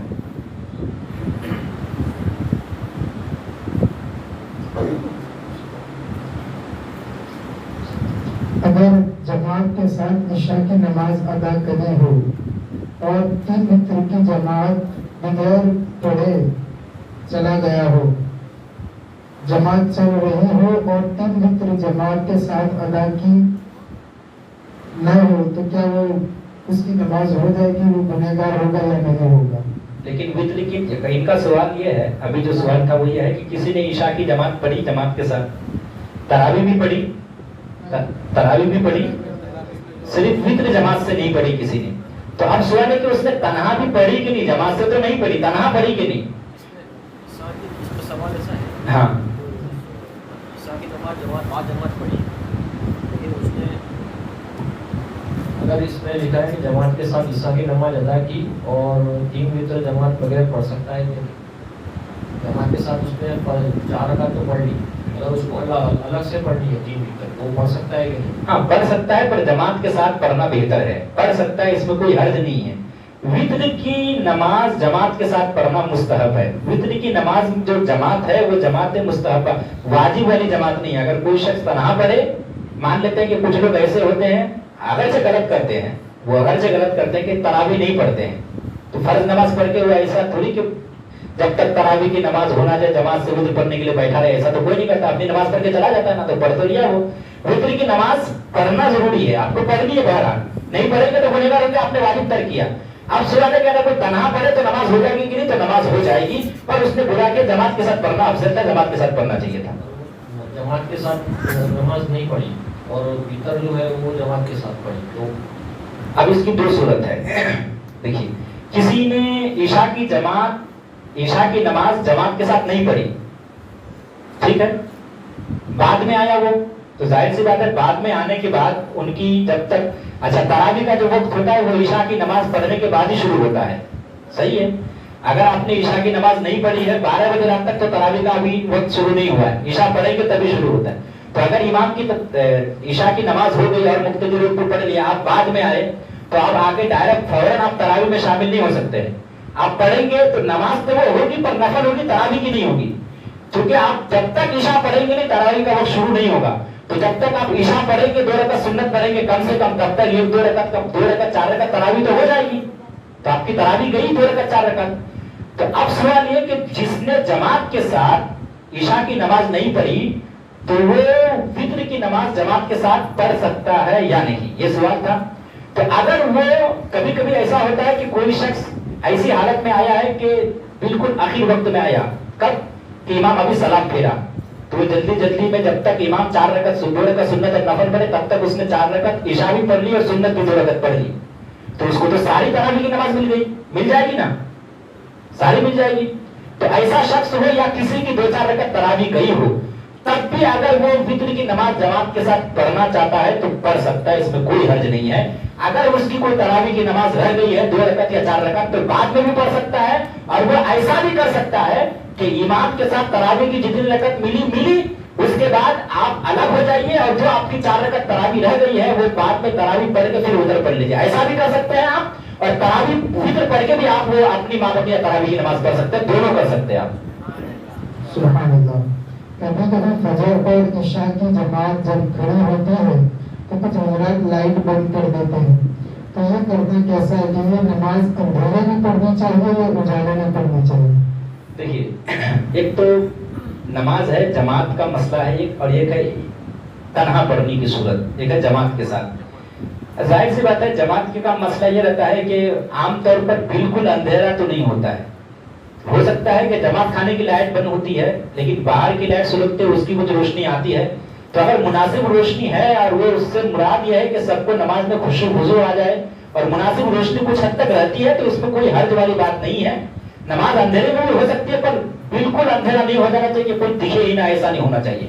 کیونکہ بسا اوقات کبھی کبھی کیا ہے کہ کچھ لوگ ایسے بھی ہوتے ہیں کہ وہ دیکھ سن کے بھی, سننے کا معاملہ کم, کچھ لوگ بہرے بھی ہوتے ہیں, تو اگر بغیر مائک کے اذان ہو رہی تو کبھی امام کی آواز نہیں بھی آتی ہے تو وہ دیکھ دیکھ کے بھی رکوع سجدہ کرتے ہیں.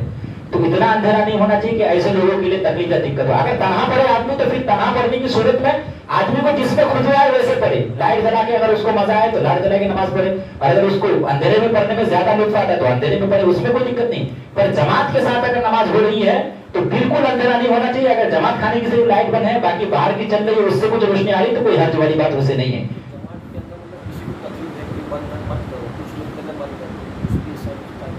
ایسی صورت میں تو کیا ہے کہ اب کچھ لوگ کہتے ہیں کہ بھائی چالو کرو, کچھ لوگ کہتے ہیں بند کرو, تو جو بہتر ہو 4 جنے جو بہتر کہے وہ کر لو. ورنہ پھر رات کا وقت ہے تو لائٹ جلی رہنی چاہیے, اس میں کسی بند کرنے کے لیے بزد نہیں ہونا چاہیے. رات کا وقت ہے لائٹ نہ جلنے میں تو ہو سکتا ہے کہ چلو کوئی کراہت یا کوئی دقت آ جائے, کسی کو رکوع سجدہ میں دقت ہے, پر جلنے میں تو کوئی دقت نہیں ہے. اگر کئی لوگ کہہ جلنا چاہیے تو پھر جلا دینا چاہیے, اس میں کوئی دقت والی بات نہیں ہے. سبحان اللہ. کرکٹ میچ کے اندر شرط لگانا کیسا ہے؟ کرکٹ میچ جو پیسہ لگا وہ تو ناجائز و حرام ہے. کرکٹ میں دیکھنا, کھیلنا, اس میں سٹہ لگانا ناجائز و حرام ہے.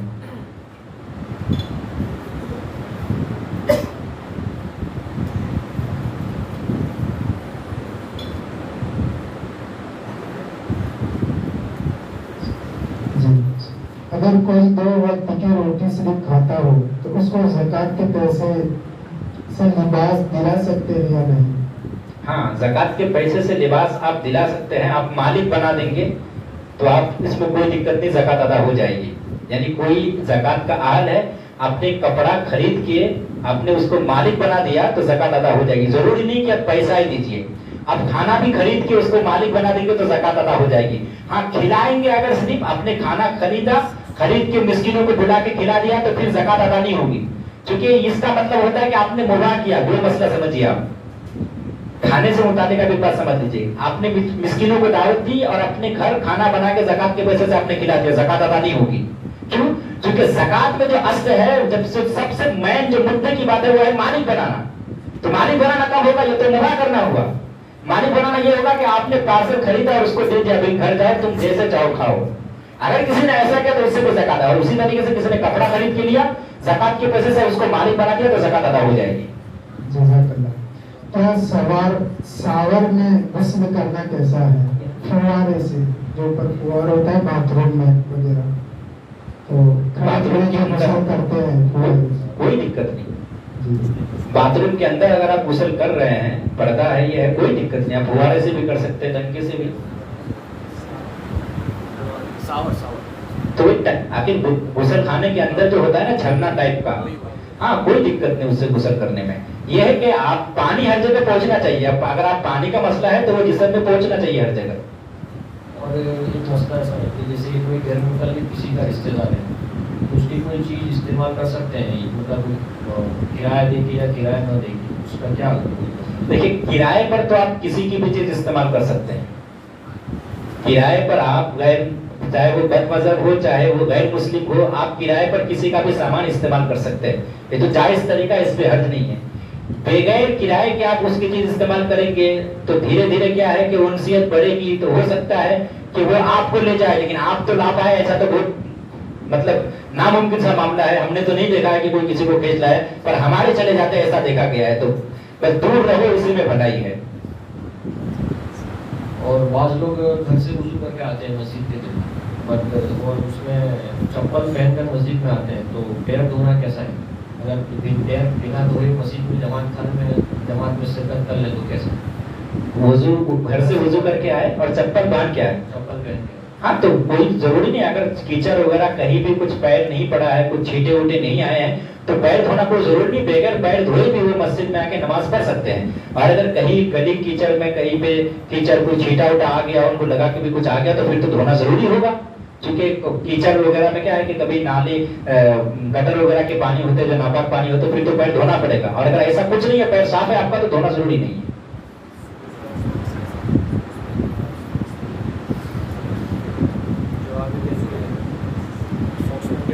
हाँ, मोजा पहन के आप नमाज पढ़ सकते हैं, इसमें कोई हर्ज नहीं है।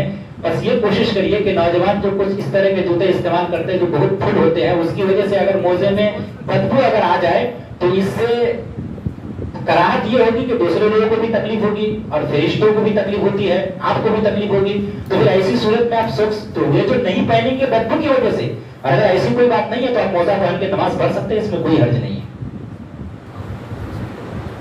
नमाज के अंदर आंख बंद करके पढ़ सकते हैं नमाज?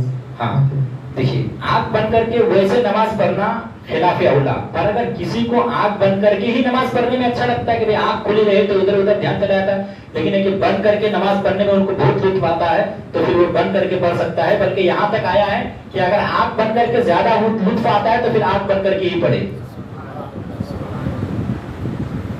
और किसी का कोई सवाल है इस तरीके से है तो आप, अगर आपको बोलने में दिक्कत हो रही तो आप यहाँ आके हाफिज साहब को बता सकते हैं। और या अगर आप कहेंगे तो आपके बहुत सारे ऐसे सवालात हैं जो आपने छोड़ दिए, मेरे ख्याल से जो मुमकिन सवालात है मैं आपके सामने रख सकता हूँ। एक सवाल मैं रखता हूँ आपके सामने, आप लोग तब तक देख लीजिए। जैसे रोजे की हालत में इंजेक्शन या ग्लूकोज चढ़ाना, इंजेक्शन लगाना, ये कैसा है? सवाल आप लोगों को समझ में आया? रोजे की हालत में मैं आपका लूंगा, पहले ये बता देता हूँ, और भी किसी का हो तो आप लिख लीजिए या आप सवाल इकट्ठा कर लीजिए। अच्छा, एक बात और भी है, आप लोग जब खत्म करने के लिए कहेंगे ना, हम खत्म कर देंगे, और नहीं कहेंगे तो आप जब तक चलाएंगे, हमें कोई एतराज कोई दिक्कत नहीं है। जो मसला हमको मालूम नहीं होगा तो वो हम लिख लेंगे, हम आपको दूसरे दिन बता देंगे, कोई दिक्कत नहीं। सारे सवालों का जवाब देना कोई जरूरी नहीं हमारे लिए। हमने एक सवाल रखा था, रोजे की हालत में इंजेक्शन लगवाना गोश्त में या रग में या ग्लूकोज बाटल चढ़ाना, ये कैसा है? ठीक है, तो याद रखिए, रोजे की हालत में इंजेक्शन लगवाना चाहे गोश्त में हो चाहे रग में हो जायज है, इसमें रोजे में कोई दिक्कत नहीं। उसी तरीके से ग्लूकोज चढ़ाने में, अगरचे उसकी वजह से भूख प्यास मिटे, अगरचे वो ताकत का हो, बोतल चढ़ाने में तब भी कोई रोजे में दिक्कत नहीं है। हाँ, अगर इमरजेंसी नहीं है तो बेहतर है कि आप इफ्तारी के बाद ग्लूकोज चढ़ाए या पानी चढ़ाए, लेकिन अगर रोजे की हालत में कोई चढ़ा ले तो कोई दिक्कत नहीं है। अब एक कायदा रखिए आप ये याद, ये बहुत अच्छी बात है आपको अगर समझ में आ जाए तो, कि रोजा तब टूटता है, ये कायदा है कि रोजा तब टूटता है जबकि इंसान के दिमाग की छल्ली या पेट के मैदे में कोई चीज मनफस के जरिए पहुंचे, कोई दवा या ग़िज़ा। मैं एक दो बार बोलूंगा तो समझ में आएगी बात आपको। रोजा कब टूटता है? पहले दो बातें, एक है लफ्ज मनफस और एक है मसाम। मीम नून फा दाल, मनफस। मनफस कहते हैं जिस्म के बड़े बड़े सुराख को, जैसे नाक का सुराख बड़ा है, मुंह का बड़ा है, कान का बड़ा है, इसको क्या बोलते हैं? मनफस। और एक है मसाम, मीम सीन अलीफ मीम, मसाम। इसको बोलते हैं जिस्म के बहुत बारीक सुराख को। मिसाल के तौर पर आपने सूर चुभोया, उससे एक सुराख पैदा हुआ, आपने जिस्म का बाल ऐसे उखेड़ा, उससे सुराख पैदा हुआ, तो ये बहुत बारीक सुराख है। उसी तरीके से आंखों में एक सुरमा लगाने पर कभी सुरमे का असर थूक में आता है, तो वो कहां से पहुंचा? तो उसमें भी बहुत बारीक सुराख है, इतना बारीक कि वो सुराख तो बगैर दूरबीन और मशीन के आपको दिखे भी ना। तो अब याद रखिए, अगर कोई दवा या ग़िज़ा मनफस के जरिए अगर पहुंचे, अब समझ में आया? मनफस यानी नाक के जरिए, मुंह के जरिए, कान के जरिए अगर कोई दवा, बड़े सुराख से अगर कोई दवा या ग़िज़ा अगर पहुंच रही है तो फिर ऐसी सूरत में रोजा टूट जाएगा। और अगर मसाम के जरिए पहुंचे, छोटे सुराख के जरिए, जैसे इंजेक्शन के जरिए, तो चाहे वो कहीं भी पहुंच जाए उससे रोजा नहीं टूटेगा। तो ग्लूकोज इंजेक्शन के जरिए देते हैं, आप सुई के जरिए। इंजेक्शन बहुत बारीक सुराख होता है, इससे रोजा नहीं टूटेगा। हाँ, तब मसान के जरिए अगर पहुंचे तो मैदा में पहुंच जाए तब भी रोजा नहीं टूटेगा, क्योंकि मैदे तक पहुंचने पर रोजा तब टूटेगा जबकि मनफस के जरिए, बड़े सुराख के जरिए पहुंचे। उसी तरीके से आंख में डरोक डालने से रोजा नहीं टूटता, सुरमा लगाने से रोजा नहीं टूटता। आंख में अगर कोई, आप जब क्लिप सुनेंगे तो जो पड़ोसी मुल्क के उलेमा है, उन लोगों में से बहुत सारे लोगों का मानना यह है कि आंख में डरोक डालने से रोजा टूट जाएगा। आपको ये सुनने में आएगा, पर हिंदुस्तान के जितने इस वक्त माहिर मुफ्तियान किराम हैं, मजलिस शरीफ के फैसले जो जमात शफिया में फिक्री सेमिनार हुआ, उसमें भी ये मसला आया है, तो उसमें भी यही मसला हुआ है और यही इसी पर तरजीह दी गई है कि आंख में डरोक डालने से रोजा नहीं टूटेगा। और इस तरीके से बहुत सारे मसाइल आप लोग अगर पूछे तो ठीक, वरना फिर अगर आप लोग कहेंगे तो हम सुना देंगे आपको।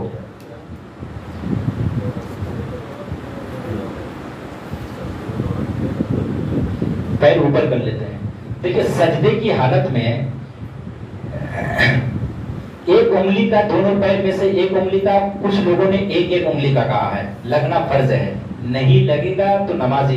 असल में आप आपके दिमाग में एक आएगा कि सजदे में जो नमाज के 6 फराइज या 7 फराइज, उसमें तो उंगली का है नहीं, लेकिन उंगली का नहीं, पर सजदा को सजदा बनाने में कुछ जरूरी चीजें हैं। उसमें से एक ये भी है कि आपकी नाक की नरम हड्डी पेशानी जमे और पैर की एक एक उंगली या एक उंगली फर्ज है, 3 उंगली को वाजिब करार दिया गया है, बाकी और 5 उंगलियों को सुन्नत करार दिया गया है। तो अगर कोई पैर उठा ले, अगर दोनों पैर उठा लेता है तो फिर सजदा नहीं होता है।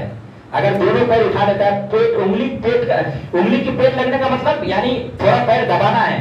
जब ऐसे दबाएंगे ना तो आपकी उंगली का रुख किबला की तरफ हो जाएगा, समझ रहे? दबाएंगे तो ये पेट जब लगाने की कोशिश करेंगे, पैर की उंगली का पेट, तो आपकी उंगली का रुख किबला की तरफ हो जाएगा।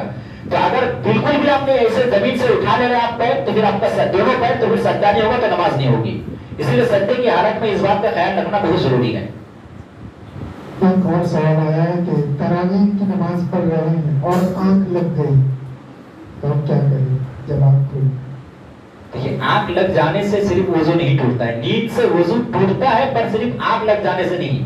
आप बैठे थे या खड़े थे, आंख लग गई, सो गए, तब भी नमाज में कोई दिक्कत नहीं। बाकी अगर आप नमाज अदा कर लिए, रुकू में गया तो आपको पता चल गया आपने रुकू कर लिया, सज्जा कर लिया, आपने तशव्वुद, सब कुछ आपने कर लिया, पर एक नींद की एक कैफियत थी, तब भी आपकी नमाज हो जाएगी। हाँ, अगर नींद की कैफियत, नींद इतना इस कदर आप पर तारी थी कि आप तशव्वुद में थे और आप गिर गए, तो फिर आपका वजू भी टूटेगा, नमाज भी जाएगी। और अगर आप नहीं गिरे, बैठे बैठे सो भी गए थे अगर, तब भी जो है ऐसी नींद कि अगर आप गिरे नहीं, बैठे बैठे आप सो गए थे, तो आप वजू भी नहीं जाएगा, और अगर आपने नमाज पूरी कर ली तो नमाज भी नहीं जाएगी। लेकिन अगर गिर गए तो फिर वजू भी जाएगा, नमाज भी जाएगी। जी, जज़ाकल्लाह।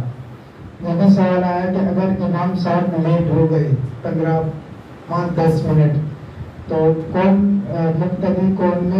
मुक्तदियों में से कौन सा शख्स नमाज पढ़ा सकता है? मुक्तदियों, अगर इमाम साहब लेट हो गए तो मुक्तदियों में से हर वो शख्स नमाज पढ़ा सकता है जो लायक इमामत हो, यानी नमाज के मसाइल भी जानता हो, कुरान भी सही पढ़ता हो, और जो तहारत के मसाइल है उससे भी वाकिफ हो, तहारत के नमाज के मसाइल से वाकिफ हो, और कुरान सही पढ़ता हो, यानी वो लायक इमामत हो। इमामत की जो शराइत है अगर वो पाए जाए तो कोई भी शख्स कर सकता है इमामत। कोई जरूरी नहीं कि कोई ऐसा आलिम हो जिसके पास सनद हो, सिर्फ वही इमामत करे, कोई हाफिज हो जिसके पास मदरसे की सनद हो, वही नहीं। अगर वो कुरान सही पढ़ता है और वो तहारत और नमाज के मसाइल से वाकिफ है और कुरान सही पढ़ता है तो इमामत कर सकता है।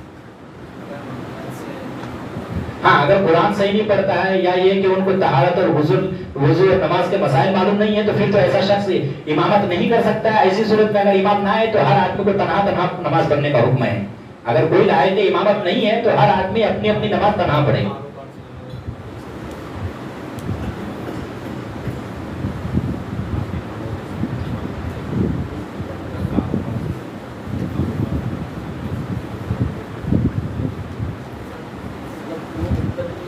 ऐसा मुक्तदी हो जो मतलब उसका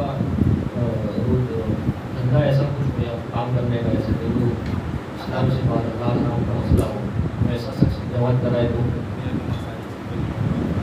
नहीं। सवाल दोबारा बोलिए। मतलब उसका काम यानी तिजारत में कोई ऐसा हो जो हराम काम हो, जुआ या सूद हो। अभी जो सवाल हुआ उसी के बारे में। हाँ हाँ, तो वो इमामत करा सकता नहीं, ऐसा शख्स नहीं करा सकता है, फिर वो फासिक है, फासिक की इमामत नहीं। अगर वही है उसके अलावा कोई नहीं है तो फिर नमाज सब तनहा पढ़ेंगे। फासिक आदमी को इमामत की इजाजत नहीं दी जाएगी। अगर कोई हराम खाता हो, सूद, लोग जानते हो सब कि भाई वो हराम खाता है या कोई हराम तिजारत करता है या ये कि जुआबाजी का सिस्टम ऐसा कुछ है, तो ऐसे शख्स को इमाम नहीं बनाएंगे। ऐसी कोई चीज रास्ते में पड़ी हुई या पैसा मिला तो उसको उठाना कैसा? अगर मान लो उठा लिया तो उसको उसका क्या हुक्म है? देखिए, उठाने के बाद हुक्म यह है कि आपको ऐलान करना है, इस तरह कि आपको गालिब गुमान हो कि उस तक ऐलान करना है और कुछ दिनों तक उसकी हिफाजत भी करनी होगी आपको। आपने बहुत कोशिश की कि जिसका सामान है, जिसकी चीज है उसको मिल जाए, लेकिन अगर बहुत आपने कई दिनों तक ऐलान किया, उसकी तशहीर की, लेकिन ये कि उसके मालिक तक कुछ पता नहीं चला, कुछ अता पता मालिक का चला नहीं, तो फिर ऐसी सूरत में उस सामान को फकीरों में आप सदका कर देंगे, चाहे वो रुपए पैसे हो या कोई भी सामान हो, गरीबों में या फकीरों में सदका कर देंगे। अपनी जात में आप इस्तेमाल नहीं ला सकते। आप के अंदर मतलब थूक आता है तो उसको अगर मान लो निकल जाता है तो उसमें ये बड़ा अच्छा सवाल है। रोजे से मुतालिक और कई बातें आएगी। रोजे की हालत में थूक, बहुत सारे लोग रोजे की हालत में रोजा रख के इस वजह से परेशान रहता है कि भाई सब कुछ ठीक है, भूख बस थूक बड़ा निकलता है भाई, और उनके सामने बैठे तो वो बिल्कुल जगह को खराब कर देता है थूक थूक के। ये हालांकि आदमी एक बात याद रखिए, अगर आपके मुंह में अलग से कोई चीज नहीं है तो आप थूक सिर्फ अगर मुंह में आदमी भर भी लेना इतना सा, अगर जो कोई अच्छी तबीयत वाला आदमी ऐसा करेगा नहीं, इतना मुंह में भर के भी निकलने तब भी कुछ नहीं होगा। और अगर आता गया थूक निकलता गया, आता गया निकलता गया, तो कोई मतलब नहीं है, रोजा कुछ भी नहीं होगा, कोई दिक्कत नहीं, बशर्ते कि उस थूक के साथ कोई दूसरी चीज ना हो। मिसाल के तौर पर ऊन जानते हो, ऊन, अगर वो डुप्लीकेट ऊन होना उसको मुंह में डालेंगे तो उसका कलर आ जाएगा थूक में। या ये कि इंसान का पसीना है कि बह के थूक में आ गया और उसकी पूरी नमकीनियत पूरे मुंह में मालूम है, उसको ले लिया तो अलग बात है। शक्कर का एक दो दाना डाला और मुंह में मिठास मालूम हुई, ऐसे थूक को निकल लिया तो रोजा चला जाएगा, वो अलग बात है। पर खालिस थूक ही थूक है, बाहर की कोई चीज नहीं है, तो उसको अगर किसी ने हालत रोजा में अगर निकल लिया तो रोजे में कोई दिक्कत नहीं आएगी, बल्कि मुंह भर के। हाँ, अगर किसी ने ऐसे थूक हाथ में लिया फिर मुंह में रख लिया और निकल लिया तो रोजा चला जाएगा। थूक को हाथ में लिया और लेके मुंह में लेके, अगर से कोई ऐसा करेगा नहीं, आपको एक मसला बता रहे, शरीयत ने ये भी बताया है, तो रोजा चला जाएगा। और अगर मुंह में थूक आता गया, आप निकलते हुए दिन भर में आप कम से कम इतना निकल रहे होंगे, कोई हर्ज नहीं, रोजा हो जाएगा आपका।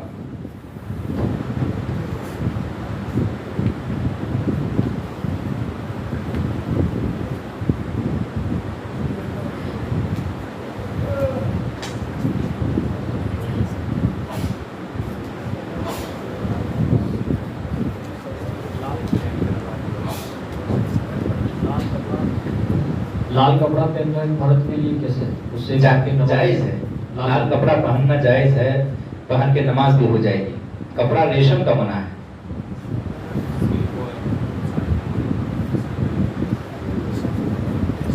आप लोग तिजारत वगैरह करते हैं, उससे मुतालिक भी आपके कुछ सवालात हो तो आप कर सकते हैं। किसी तरह का भी सवाल हो, अगर हमको मालूम नहीं होगा तो हम टाइम ले लेंगे आपसे, फिर शायद 29 तारीख को अपना प्रोग्राम रहेगा तो हम उसमें बताएंगे आपको। सिल्की कपड़ा कहते हैं, जो एकदम बारीक हो, सिल्की कपड़ा, हाँ, उसको पहन कर नमाज पढ़ सकते हैं। अब देखिए, बिल्कुल बारीक, इतना बारीक कि अगर आपके जिस्म की चमक अगर दिखाई दे, इतना बारीक कि जिस्म की चमक आपको देखने वाले को चमक दिखाई दे रही है, और जिस तरह सत्र होना चाहिए वो नहीं हो पा रही है, तो फिर ऐसा कपड़ा पहन के नमाज नहीं होगी। और अगर सिर्फ वैसे गर्मी के मौसम में बारीक कपड़ा है लेकिन जिस्म झलकता नहीं है, बहुत बारीक हो तो ये मसला है, वरना सिल्क कपड़े में सिर्फ मसला नहीं है। ये इतना बारीक कि जिस्म चमक रहा है, साफ साफ दिख रहा है, तो फिर नमाज का मसला आएगा। टाई करना कैसा है?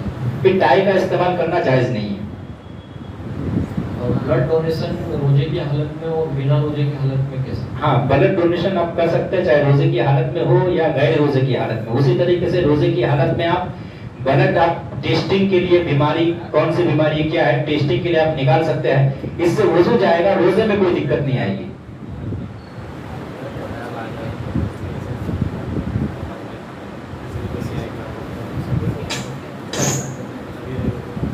तो उस पर आप कोई उजरत नहीं ले सकते हैं। किसी के गरीब के देने के लिए कुछ ऐसा सिस्टम है, किसी को देना है तो दे सकते हैं, उसकी कोई कीमत नहीं ले सकते हैं आप। हाँ, दे सकते हैं, कोई हर्ज नहीं। नमाज में ख्यालात आते हैं तो इससे नमाज हो जाएगी ना? पूरे ख्याल अच्छा इसमें 2 मिनट आप लोग सुन लेंगे, ये बड़ा अच्छा सवाल कि नमाज में ख्याल आता है, और सिर्फ आपके नहीं हम लोगों को भी आते हैं। आप समझ रहे, ख्याल सबको आता है। अब सवाल है कि ये ख्यालात बंद कैसे करें, आ जाए तो क्या करना चाहिए? तवज्जो है आप लोगों की, तवज्जो है सबकी। याद रखिए, ख्यालात नमाज की हालत में आना ये बुरा नहीं है।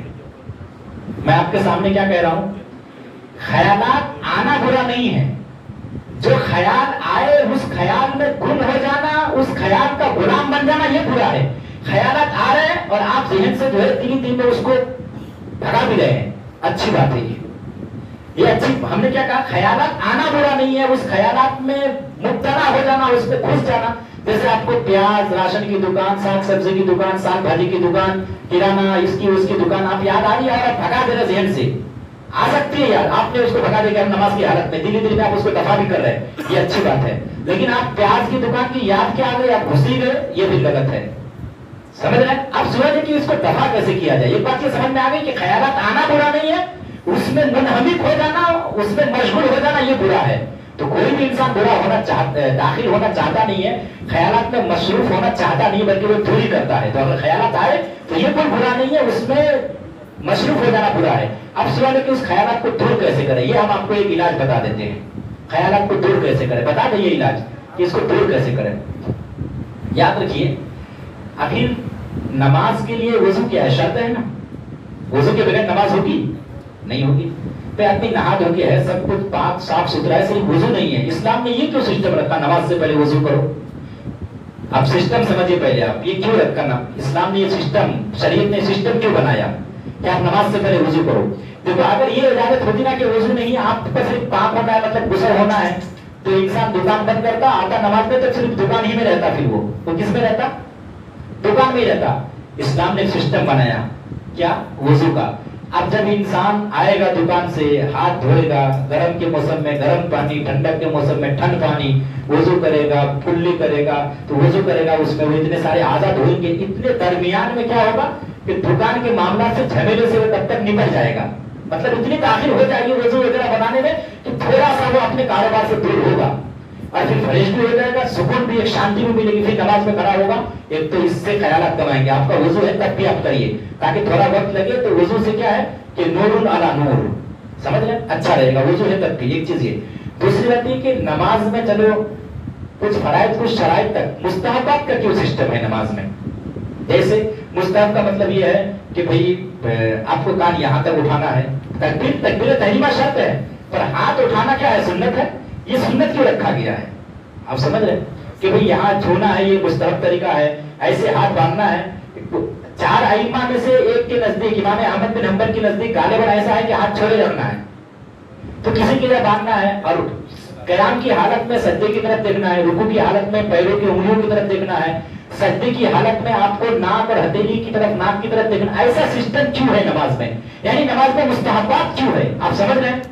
तो याद रखिए, अगर किसी शख्स को बार बार ख्यालात आते हो नमाज में, एक तो ताजा वजू करे, एक काम ये करे, दूसरा काम ये करे कि नमाज को उसके तमाम हुकूक के साथ अदा करे, यानी फराइज की भी पाबंदी करे, मुस्तहबात की भी पाबंदी करे, और साथ ही साथ सुन्नत की भी पाबंदी करे। फराइज और वाजिबात की तो पाबंदी करनी है, वरना नमाज नहीं होगी। लेकिन सुन्नत और मुस्तहबात की पाबंदी करे कि हाथ ऐसे बांधना है, नाक के नीचे बांधना है, वहां देखना है। और साथ ही साथ अगर आप आलिम है, या ये कि आप जानकार है या नहीं भी है, तो आप कोशिश करिए उनके कुरान के मानी की तरफ गौर करने की। तो जब आप कुरान के फराइज, वाजिबात, उसके सुनन, उसके मुस्तहबात, तमाम चीजों को जब आप अदा करने की कोशिश करेंगे ना, तो फिर आपका ध्यान प्याज और साग भाजी और राशन की दुकान की तरफ नहीं जाएगा। क्यों? आपका ध्यान इस तरफ है कि आप सुन्नत अदा करें, आप मुस्तहब अदा करें, आप फर्ज अदा करें, आप वाजिब अदा करें। जब आप इन तमाम नमाज के तमाम तरीकों को जब आप करना चाहेंगे, नमाज के तमाम आदाब को जब बता लाने की कोशिश करेंगे, तो फिर आपका ध्यान इधर उधर नहीं भटकेगा, आप नमाज की तरफ जाएंगे, फिर आपकी पूरी तरह से नमाज में रहेगी। तो इसीलिए नमाज में सुन्नत और मुस्तहब का एक सिस्टम है। ब्लड डोनेट का जो सवाल था उसी के मुतालिक है कि अगर मान लो ब्लड डोनेट कर रहे हैं, तो वो ब्लड आपको पता है कि गैर मुसल्लिमों को दे रहे हैं, या तो फिर गैर मुस्लिम को, तो वो देना कैसे। इसका इंशाल्लाह मैं आपको 29 तारीख को आऊंगा, तो ब्लड डोनेट का मैं आपको बेहतरीन जवाब दे दूंगा। अभी अगर दूंगा अभी तो मुझको देखना पड़ेगा, थोड़ा वक्त लग जाएगा। ठीक है, इंशाल्लाह ये ब्लड डोनेट से मुतालिक जो सवाल है वो मैं आपका पूरा क्लियर कर दूंगा। गुस्ल के दौरान वुजू करते हैं तो वुजू नमाज में चल जाएगी या वुजू दोहरानी पड़ेगी या फिर बदन पे कपड़े का होना शर्त है वुजू के लिए? कई सवाल है, 2-3 चीजें हैं। गुस्ल के दौरान आपने वजू कर लिया तो दोबारा वजू करना पड़ेगा या उसी वजू से नमाज हो जाएगी? एक चीज ये, गुस्ल के दौरान आदमी, अच्छा एक चीज और याद रखिए, गुस्ल खाने में अगर आदमी बराना भी गुस्ल करे तो अगर चाहिए, चूंकि जो आदमी, ये कमाले ईमान और कमाले हया ये है कि गुस्ल खाने में भी आदमी बरहाना यानी नंगा होकर गुस्ल ना करे, लेकिन हर गुस्ल खाने में इजाजत नहीं है। बरहाना होके आप बगैर कपड़े के गुस्ल कर सकते हैं, पर गुस्ल खाना ऐसा हो कि वो पांचों तरफ से बंद हो। मैं पांचों तरफ कह रहा हूं, आपको सिर्फ 4 तरफ सुनने में आया होगा कि चारों तरफ, तो ये पांचों तरफ का क्या मसला है? एक छत हो वो भी बंद हो, अगर दीवार तो है चारों तरफ से बंद मगर छत खुली है तो कोई ऊपर से देख लो तो हराम होगा ना। सत्र दिखाना हराम, किसी का देखना भी हराम, दिखाना भी हराम। तो अगर बिल्कुल पैक हो और किसी की गुंजाइश ना हो अंदर आने की, दरवाजा भी ठीक है, ये नहीं कि कुंडी है ही नहीं तो फिर नहीं आ सकते आप। अगर सब कुछ पैक है बिल्कुल, आपको किसी तरह आपकी इजाजत के बगैर कोई अंदर झाँक ताक नहीं कर सकता, ताक झाँक नहीं कर सकता, तो ऐसे गुस्ल खाने में आप बरहाना नंगे होके बगैर कपड़े के गुस्ल कर सकते हैं, इसमें कोई दिक्कत नहीं है। वो अलग बात है कि कमाल हया और कमाल ईमान इसमें है कि ऐसे गुस्ल खाने में भी आप कम से कम कपड़ा पहन के ही नमाज पढ़ें। एक बात ये। अब इनका जो सवाल था कि गुस्ल के वक्त जो वजू कर लेते हैं तो वही वजू काफी होगा कि नहीं, तो याद रखिए कि गुस्ल करते वक्त आपने वजू किया या नहीं वो अलग बात है। गुस्ल मुस्तहब तरीके में, सुन्नत तरीके में क्या आता है कि सबसे पहले आप हाथ धोएंगे, कभी नजासत में, जिस्म में कहीं कपड़े में नजासत लगी हो तो वो धोएंगे, उसके बाद गुस्ल करेंगे, वजू करेंगे, फिर गुस्ल करेंगे। फिर गुस्ल के तरीके में क्या है, पहले हाथ धोएंगे यहाँ तक, फिर आपके कपड़े में या बदन में नजासत है उसको धोएंगे, फिर वजू करेंगे नमाज की तरह, फिर उसके बाद गुस्ल करेंगे। आप दाहिने मोंढे पे पानी डालेंगे, बाएं मोंढे पे पानी डालेंगे 3-3 मरतबा, फिर सर पे पानी डालेंगे 3 मरतबा। फिर गुस्ल के 3 फराइज है, सुनते जाइए, थोड़ा सा अच्छा रहेगा हर एक के लिए। एक है कुल्ली करना। वो भी कुल्ली किस तरह करना है, कहने को वो बहुत छोटी सी बात है लेकिन बहुत सारे लोग जानते नहीं है गुस्ल के भी मसाइल। कुल्ली करने में इतना एहतियात करना है कि अगर रमजान का महीना, अगर आप रोजे की हालत में नहीं है तो आपको क्या बोलते हैं उसको, गरगरा भी करना है ताकि पानी हलक तक, कब जबकि आप रोजे से ना हो तक, वरना रोजे से हो तो फिर नहीं करना है, वरना आपका रोजा चला जाएगा। गलती से भी अगर धोखे से भी पानी चला जाए तो रोजा चला जाएगा, ठीक है। तो एक तो वो करना, दूसरी बात पानी को मुंह में खूब चलाना है ताकि पूरे जो दांतों की दरमियानी जो जगह है वहां भी पानी खूब जाए। हत्ता कि अगर आपने गोश्त खाया है उसके रेशे है अंदर तो उसको निकालना जरूरी है, वरना आपका गुस्ल नहीं होगा अगर ज्यादा मोटा है तो। बताइए, पान खाया है, कसली सुपारी जिसे कहते हैं, आप कसली कहते हैं, सुपारी कहते हैं या क्या कहते हैं, वो छाला, वो अगर ही है और वो आप निकाल सकते हैं तो फिर दिक्कत हो जाएगी, वो निकालना पड़ेगा। यानी कुल्ली करने में कोई चीज रुकावट नहीं होनी चाहिए, पूरे मुंह में पानी पहुंचना है। एक सवाल और इसी में साथ में जोड़ लीजिए, मसनूई दांत, बनावटी दांत जो लोग इस्तेमाल करते हैं बना के, डुप्लीकेट दांत इस्तेमाल करते हैं ना, वो इस्तेमाल करना कैसा, उसको पहन के वजू या गुस्ल करना कैसा है, नमाज पढ़ना कैसा है, तो याद रखिए। अब ये दांत का भी सुनते जाइए साथ में। मसनूई दांत का मसला ये है कि अगर वो दांत आप आसानी से निकाल सकते हैं, जैसा कि आमतौर पर होता है, निकाल भी सकते हैं, तो अगर निकाल सकते हैं तो गुस्ल के वक्त निकालना जरूरी है, वजू में नहीं, क्योंकि वजू में कुल्ली करना जरूरी नहीं है। वजू में तो 4 फर्ज है, चेहरा धोना, हाथ यहाँ तक धोना, मसा करना, पैर धोना, कुल्ली करना जरूरी, तो कुल्ली वजू में निकालना जरूरी नहीं है, पर गुस्ल में आपको दांत निकालना है अगर आसानी से निकल सकते हो तो। अगर नहीं निकल सकते तो फिर निकालने की जरूरत नहीं है। और वैसे ही वजू भी हो जाएगा, नमाज पढ़ेंगे, नमाज भी हो जाएगी। सही, ये मसला दांत का क्लियर हो गया। उसी तरह किसी का इंतकाल हो जाए, सोने का दांत तो क्या कर सकते हैं, तो अगर आसानी से निकले तो निकाल लेना है, और अगर ना निकले, भाई किसी का इंतकाल हो गया, अब वो सोने का दांत है, अब वो जरूरत नहीं है, इंतकाल हो गया था मुर्दे को, तो वो सोना लगे करेगा क्या मुर्दा, तो अगर आसानी से निकल जाए तो निकाल लो, ना निकले तो फिर छोड़ दो, तकलीफ नहीं पहुंचा सकते आप। एक चीज ये। दूसरी बात कि गुस्ल में क्या है, कुल्ली आपको बहुत बढ़िया से करना है, ये मामला क्लियर हो गया, कुल्ली। दूसरा क्या है, नाक में पानी चढ़ाना है नरम हड्डी तक। अच्छा, इसमें भी आप देखिए शरीयत का मसला समझिए, अगर किसी को सर्दी जुकाम है और नाक की जो लीट है वो अगर सूख के अगर नकटी बन गई, आप अपनी जबान में जो भी कहिए, मफहूम तो समझ में आ रहा है ना, उर्दू में उसको नकटी कहते हैं, ठीक है, परत बन गई और वो अंदर है और आपने ऐसे ऐसे करके पानी चला लिया है, वहां तक पानी गया नहीं अंदर, गुस्ल ही नहीं होगा, इतना बड़ा मसला है, वो भी आपको साफ करना पड़ेगा उंगली डाल के, ठीक है। तो आपको नाक में पानी चढ़ना, उसके बाद पूरे जिस्म में पानी बहाना, ये बड़ा कठिन मसला है। बाल में कई कई जगह ऐसी है जहां पानी जल्दी पहुंचता नहीं। मिसाल के तौर पर मैं कई जगह की निशानदेही करता हूं, कानों के पीछे का हिस्सा, कान का ये वाला हिस्सा, कान में पानी डालना जरूरी नहीं है, कान के मुंह तक पानी ले जाना जरूरी है। ऐसे करके आपने डाला, ऐसे चढ़ाना, पानी डालना नहीं है। जैसे आदमी तेल डालता है, पेट्रोल डालता है, ऐसे नहीं करना है आपको, सिर्फ ऐसे करके पानी पहुंचाना है उसके मुंह तक, सुराख में डालना नहीं है पानी। तो आमतौर पर ऐसी जगह पे कान के अंदर ये सब जो हिस्से है ऊपर के परत पे, यहाँ पानी नहीं पहुंचता है, वो ख्याल रखना है। नाक में आदमी जल्दी ध्यान नहीं देता है, अगर नाक पे पानी नहीं पहुंचा तब भी आपको गुस्सा नहीं होगा, बताइए ध्यान देना है कि नहीं हमको। बगल में आमतौर पर जल्दी पहुंचता नहीं है। जल्दबाजी में क्या है, कोई आदमी मोटा है, गिल्टी पड़ गई है पेट में, बहुत मोटा है, होते है ना कुछ लोग, गिल्टी पड़ गई है, आप लोग सिक्स पैक नहीं करते भी, ऐसे पड़ गई है। तो अगर ऐसी है कि पानी छलक रहा है, पानी पहुंचने, तो उसको गिल्टी हटा हटा के पानी पहुंचाना जरूरी है, ठीक है। उसी तरीके से जो शर्मगा की जगह है, दोनों पैर टांगों के बीच जो पर्दे की जगह है, वहां आमतौर पर पानी नहीं पहुंचता, जल्दीबाजी में गुस्ल करो। तो जुमा का वक्त है, तजारत करने वाले लोग दुकान बंद करके आए, खुतबा होने वाला है, जल्दी जल्दी में गुस्ल, अगर गुस्ल फर्ज है तो आपको बढ़िया से करके आना है, वहां पानी पहुंचाना जरूरी है। तो कई ऐसी जगह है जहां हम गुस्ल में ये याद नहीं रख पाते हैं। क्या मसला था गुस्ल से मुताल्लिक? हाँ, तो अब अगर आपने गुस्ल कर लिया तो आपने वजू किया था या नहीं किया था, वजू करना जरूरी नहीं है, उससे नमाज हो जाएगी उसी गुस्ल से, जबकि वजू दोबारा टूटा ना हो तब। आपने नहा लिया, भाई नहाने में आपने क्या धोया, पूरा जिस्म, वजू करेंगे तो क्या धोएंगे आप, वही धोएंगे ना, भाई जो आप धो तो लिया आपने। तो अगर आपने वजू कर लिया तो फिर गुस्ल कर लिया तो वजू की हाजत नहीं है। हाँ, गुस्ल करने के बाद अगर आपने इस्तिंजा किया या रिया खारिज हुई या उल्टी हो गई तो वजू करना पड़ेगा, वो अलग चीज है। अब सवाल है कि अगर आप बढ़ाना थे और ऐसे गुस्ल किया तो क्या फिर वजू करना पड़ेगा? तो याद रखिए ऐसी सूरत में भी वजू की जरूरत नहीं है। कोई आदमी अगर कपड़ा होता है तो या घुटना खोल दे या घुटना दिख जाए तो उससे वजू नहीं टूटता है। यानी सतरे औरत अगर दिख जाए, जो छुपाने की जगह है, जिसको छुपाना फर्ज है हर मुसलमान को, अगर वो हिस्सा खुल जाए तो उससे वजू नहीं टूटेगा।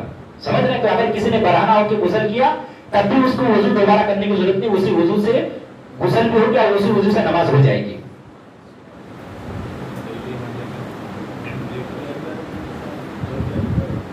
हाँ,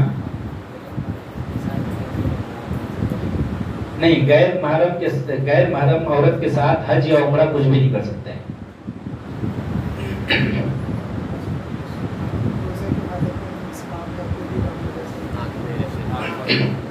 एक होती है इनहेलर, एक है विक्स वगैरह। तो बाम का मसला यह है कि उससे कोई जर्रा अंदर नहीं जाता है आमतौर पर बाम का। विक्स का यह है कि अगर कोई जर्रा अंदर जाता है तो फिर इस्तेमाल ना करें आप, और अगर नहीं जाता है तो विक्स और बाम को इस्तेमाल करने में रोजे की हालत में कोई दिक्कत नहीं है। नहीं, खुशबू से तो दिक्कत नहीं, आप इधर सूंघते कि नहीं, इधर। लेकिन अगर कोई जला के कोई खुशबू तैयार की जाए तो फिर दिक्कत होगी। जैसे अगरबत्ती की खुशबू, खुद ब खुद अगर नाक में अगर अगरबत्ती का धुआं आ गया तो कोई हर्ज नहीं, खुद से आया तो। और अगर आप जला के ऐसे बैठ के नाक लेके आप सूंघ रहे हैं तो फिर तो रोजा टूट जाएगा। उसी तरीके से बाम और विक्स आप सूंघ रहे हैं तो अगर उसका जर्रा अंदर नहीं जाता है, या आप तहकीक कर लीजिएगा, तो रोजा नहीं टूटेगा। अगर विक्स में तो मुमकिन, बाम में तो नहीं है, लेकिन विक्स में हो सकता है जाता हो जर्रा, अगर जाता है तो फिर हाँ वो भी बता दे रहे हैं। तो विक्स का अगर जर्रा अंदर जाता है तो फिर रोजा टूटने का मसला, अगर नहीं जाता है जो आमतौर पर यही लग रहा है कि विक्स और बाम में कोई जर्रा अंदर नहीं जाता है तो रोजा नहीं टूटेगा, सिर्फ खुशबू से रोजा नहीं टूटेगा। रही बात इनहेलर की, तो उससे चूंकि फेफड़े तक एक दवाई पहुंचती है जिससे इंसान के सांस का मसला हल होता है, तो इनहेलर का इस्तेमाल रोजे की हालत में दवा रोजे को तोड़ देगा। इनहेलर इस्तेमाल नहीं कर सकते हैं रोजे की हालत में।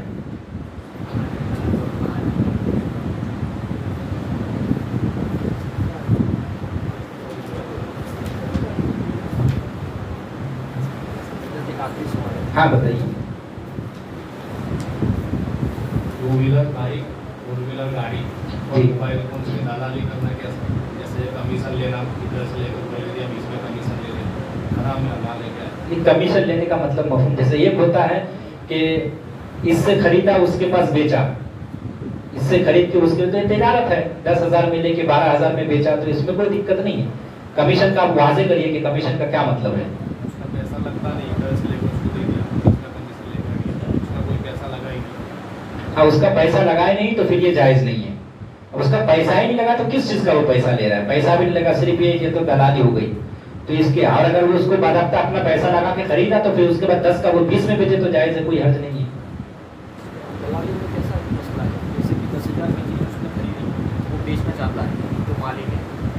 दुकानदार है वो भी लेना चाहता है, तो बीच में रह के सिर्फ वो दे रहा है उसको भी बोल रहा है कि मैं दलाली का पैसा लूँगा, मेरे से भी लूँगा उससे भी लूँगा, ये चीज़ सिर्फ मैं आपको दिलवा दूँगा। इस सूरत में हाँ, तो इसको शरीयत ने जायज़ नहीं करार दिया है। अब एक चीज़ जम्मू सर में ये रहता है कि भाई बाइक वगैरह कुछ लोग क्या करते हैं, किसी को पैसे की मजबूरी है, बाइक दे देता है और 20,000 30,000 लेके साइड हो जाता है कि जब पैसे देंगे तब तक आप फ्री में इस्तेमाल, तब तक बाइक इस्तेमाल करो, जब हम पैसे देंगे बाइक ले लेंगे आपसे। ऐसा होता है कि नहीं? चलता है ना? तो ऐसे पैसा देना भी ठीक है, पैसा लेना भी ठीक है, पर बाइक को इस्तेमाल करना नाजायज है।